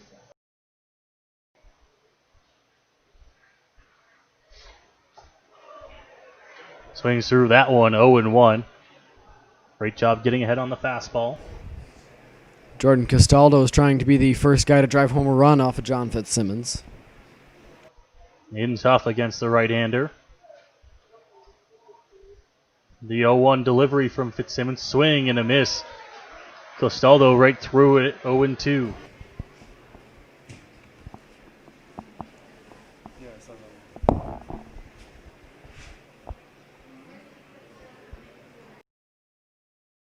Thibodeau giving signs behind the plate. Castaldo taking his time at the dish. Awaiting the 0-2 pitch from John Fitzsimmons. Has a look. 0-2 to the plate. That one hit on the ground. Picked up. They're going to go for one out instead as Fitzsimmons over to cover. And they'll get the out at first. Starting Rodriguez over to second. One out here in the top of the ninth. Good play over there by Kyle Gormandy at first base. He knew he had no shot at turning two, so he just flipped over to John Fitzsimmons at one. Runner moves up to second. He's in scoring position, but Fitzsimmons had success.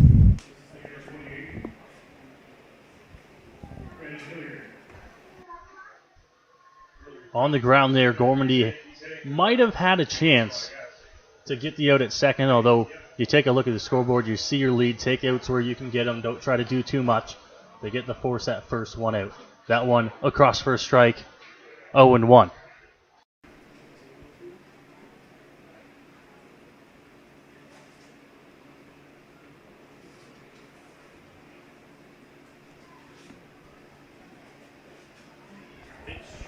Called a strike there, 0-2. Fitzsimmons working ahead in the count. Not only is he working ahead in the count, he's been touching everywhere in the strike zone, hitting the top, hitting the bottom. He's been very good. 0-2 pitch. That one will be fouled off. It'll get out of play. Over top of the third base grandstand. It'll remain at 0-2.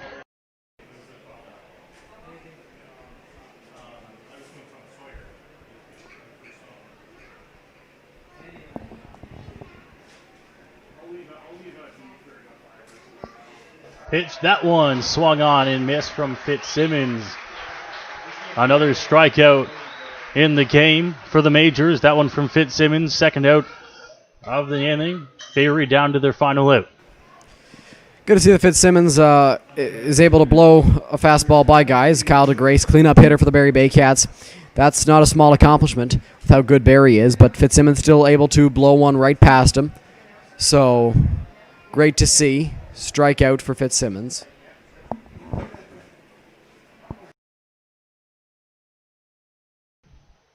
Two outs in the inning. That one hit shallow center. Miller falls down in center, but it'll be DeForest over to make the grab at second base. He holds on, and the Majors come out on top on Canada Day. Write it up, Dylan. Final score, 15-3. 15-3 on Canada Day against the Barrie Baycats. Wow. Top team in the IBL just got demolished by the London Majors. The offense was clicking. The pitching was phenomenal. Overall, a wonderful performance. And the fans who got to see plenty of fireworks during the game will get to see some after, too. close to, if not more, than 5,000 people treated to quite the show from the Majors this evening. The Majors score 15 runs on 21 hits. Barrie, 3 runs, 9 hits, just a single error, although a bunch of miscues on defense. Dylan, we'll take a quick break. When we come back, the post-game show on Majors TV.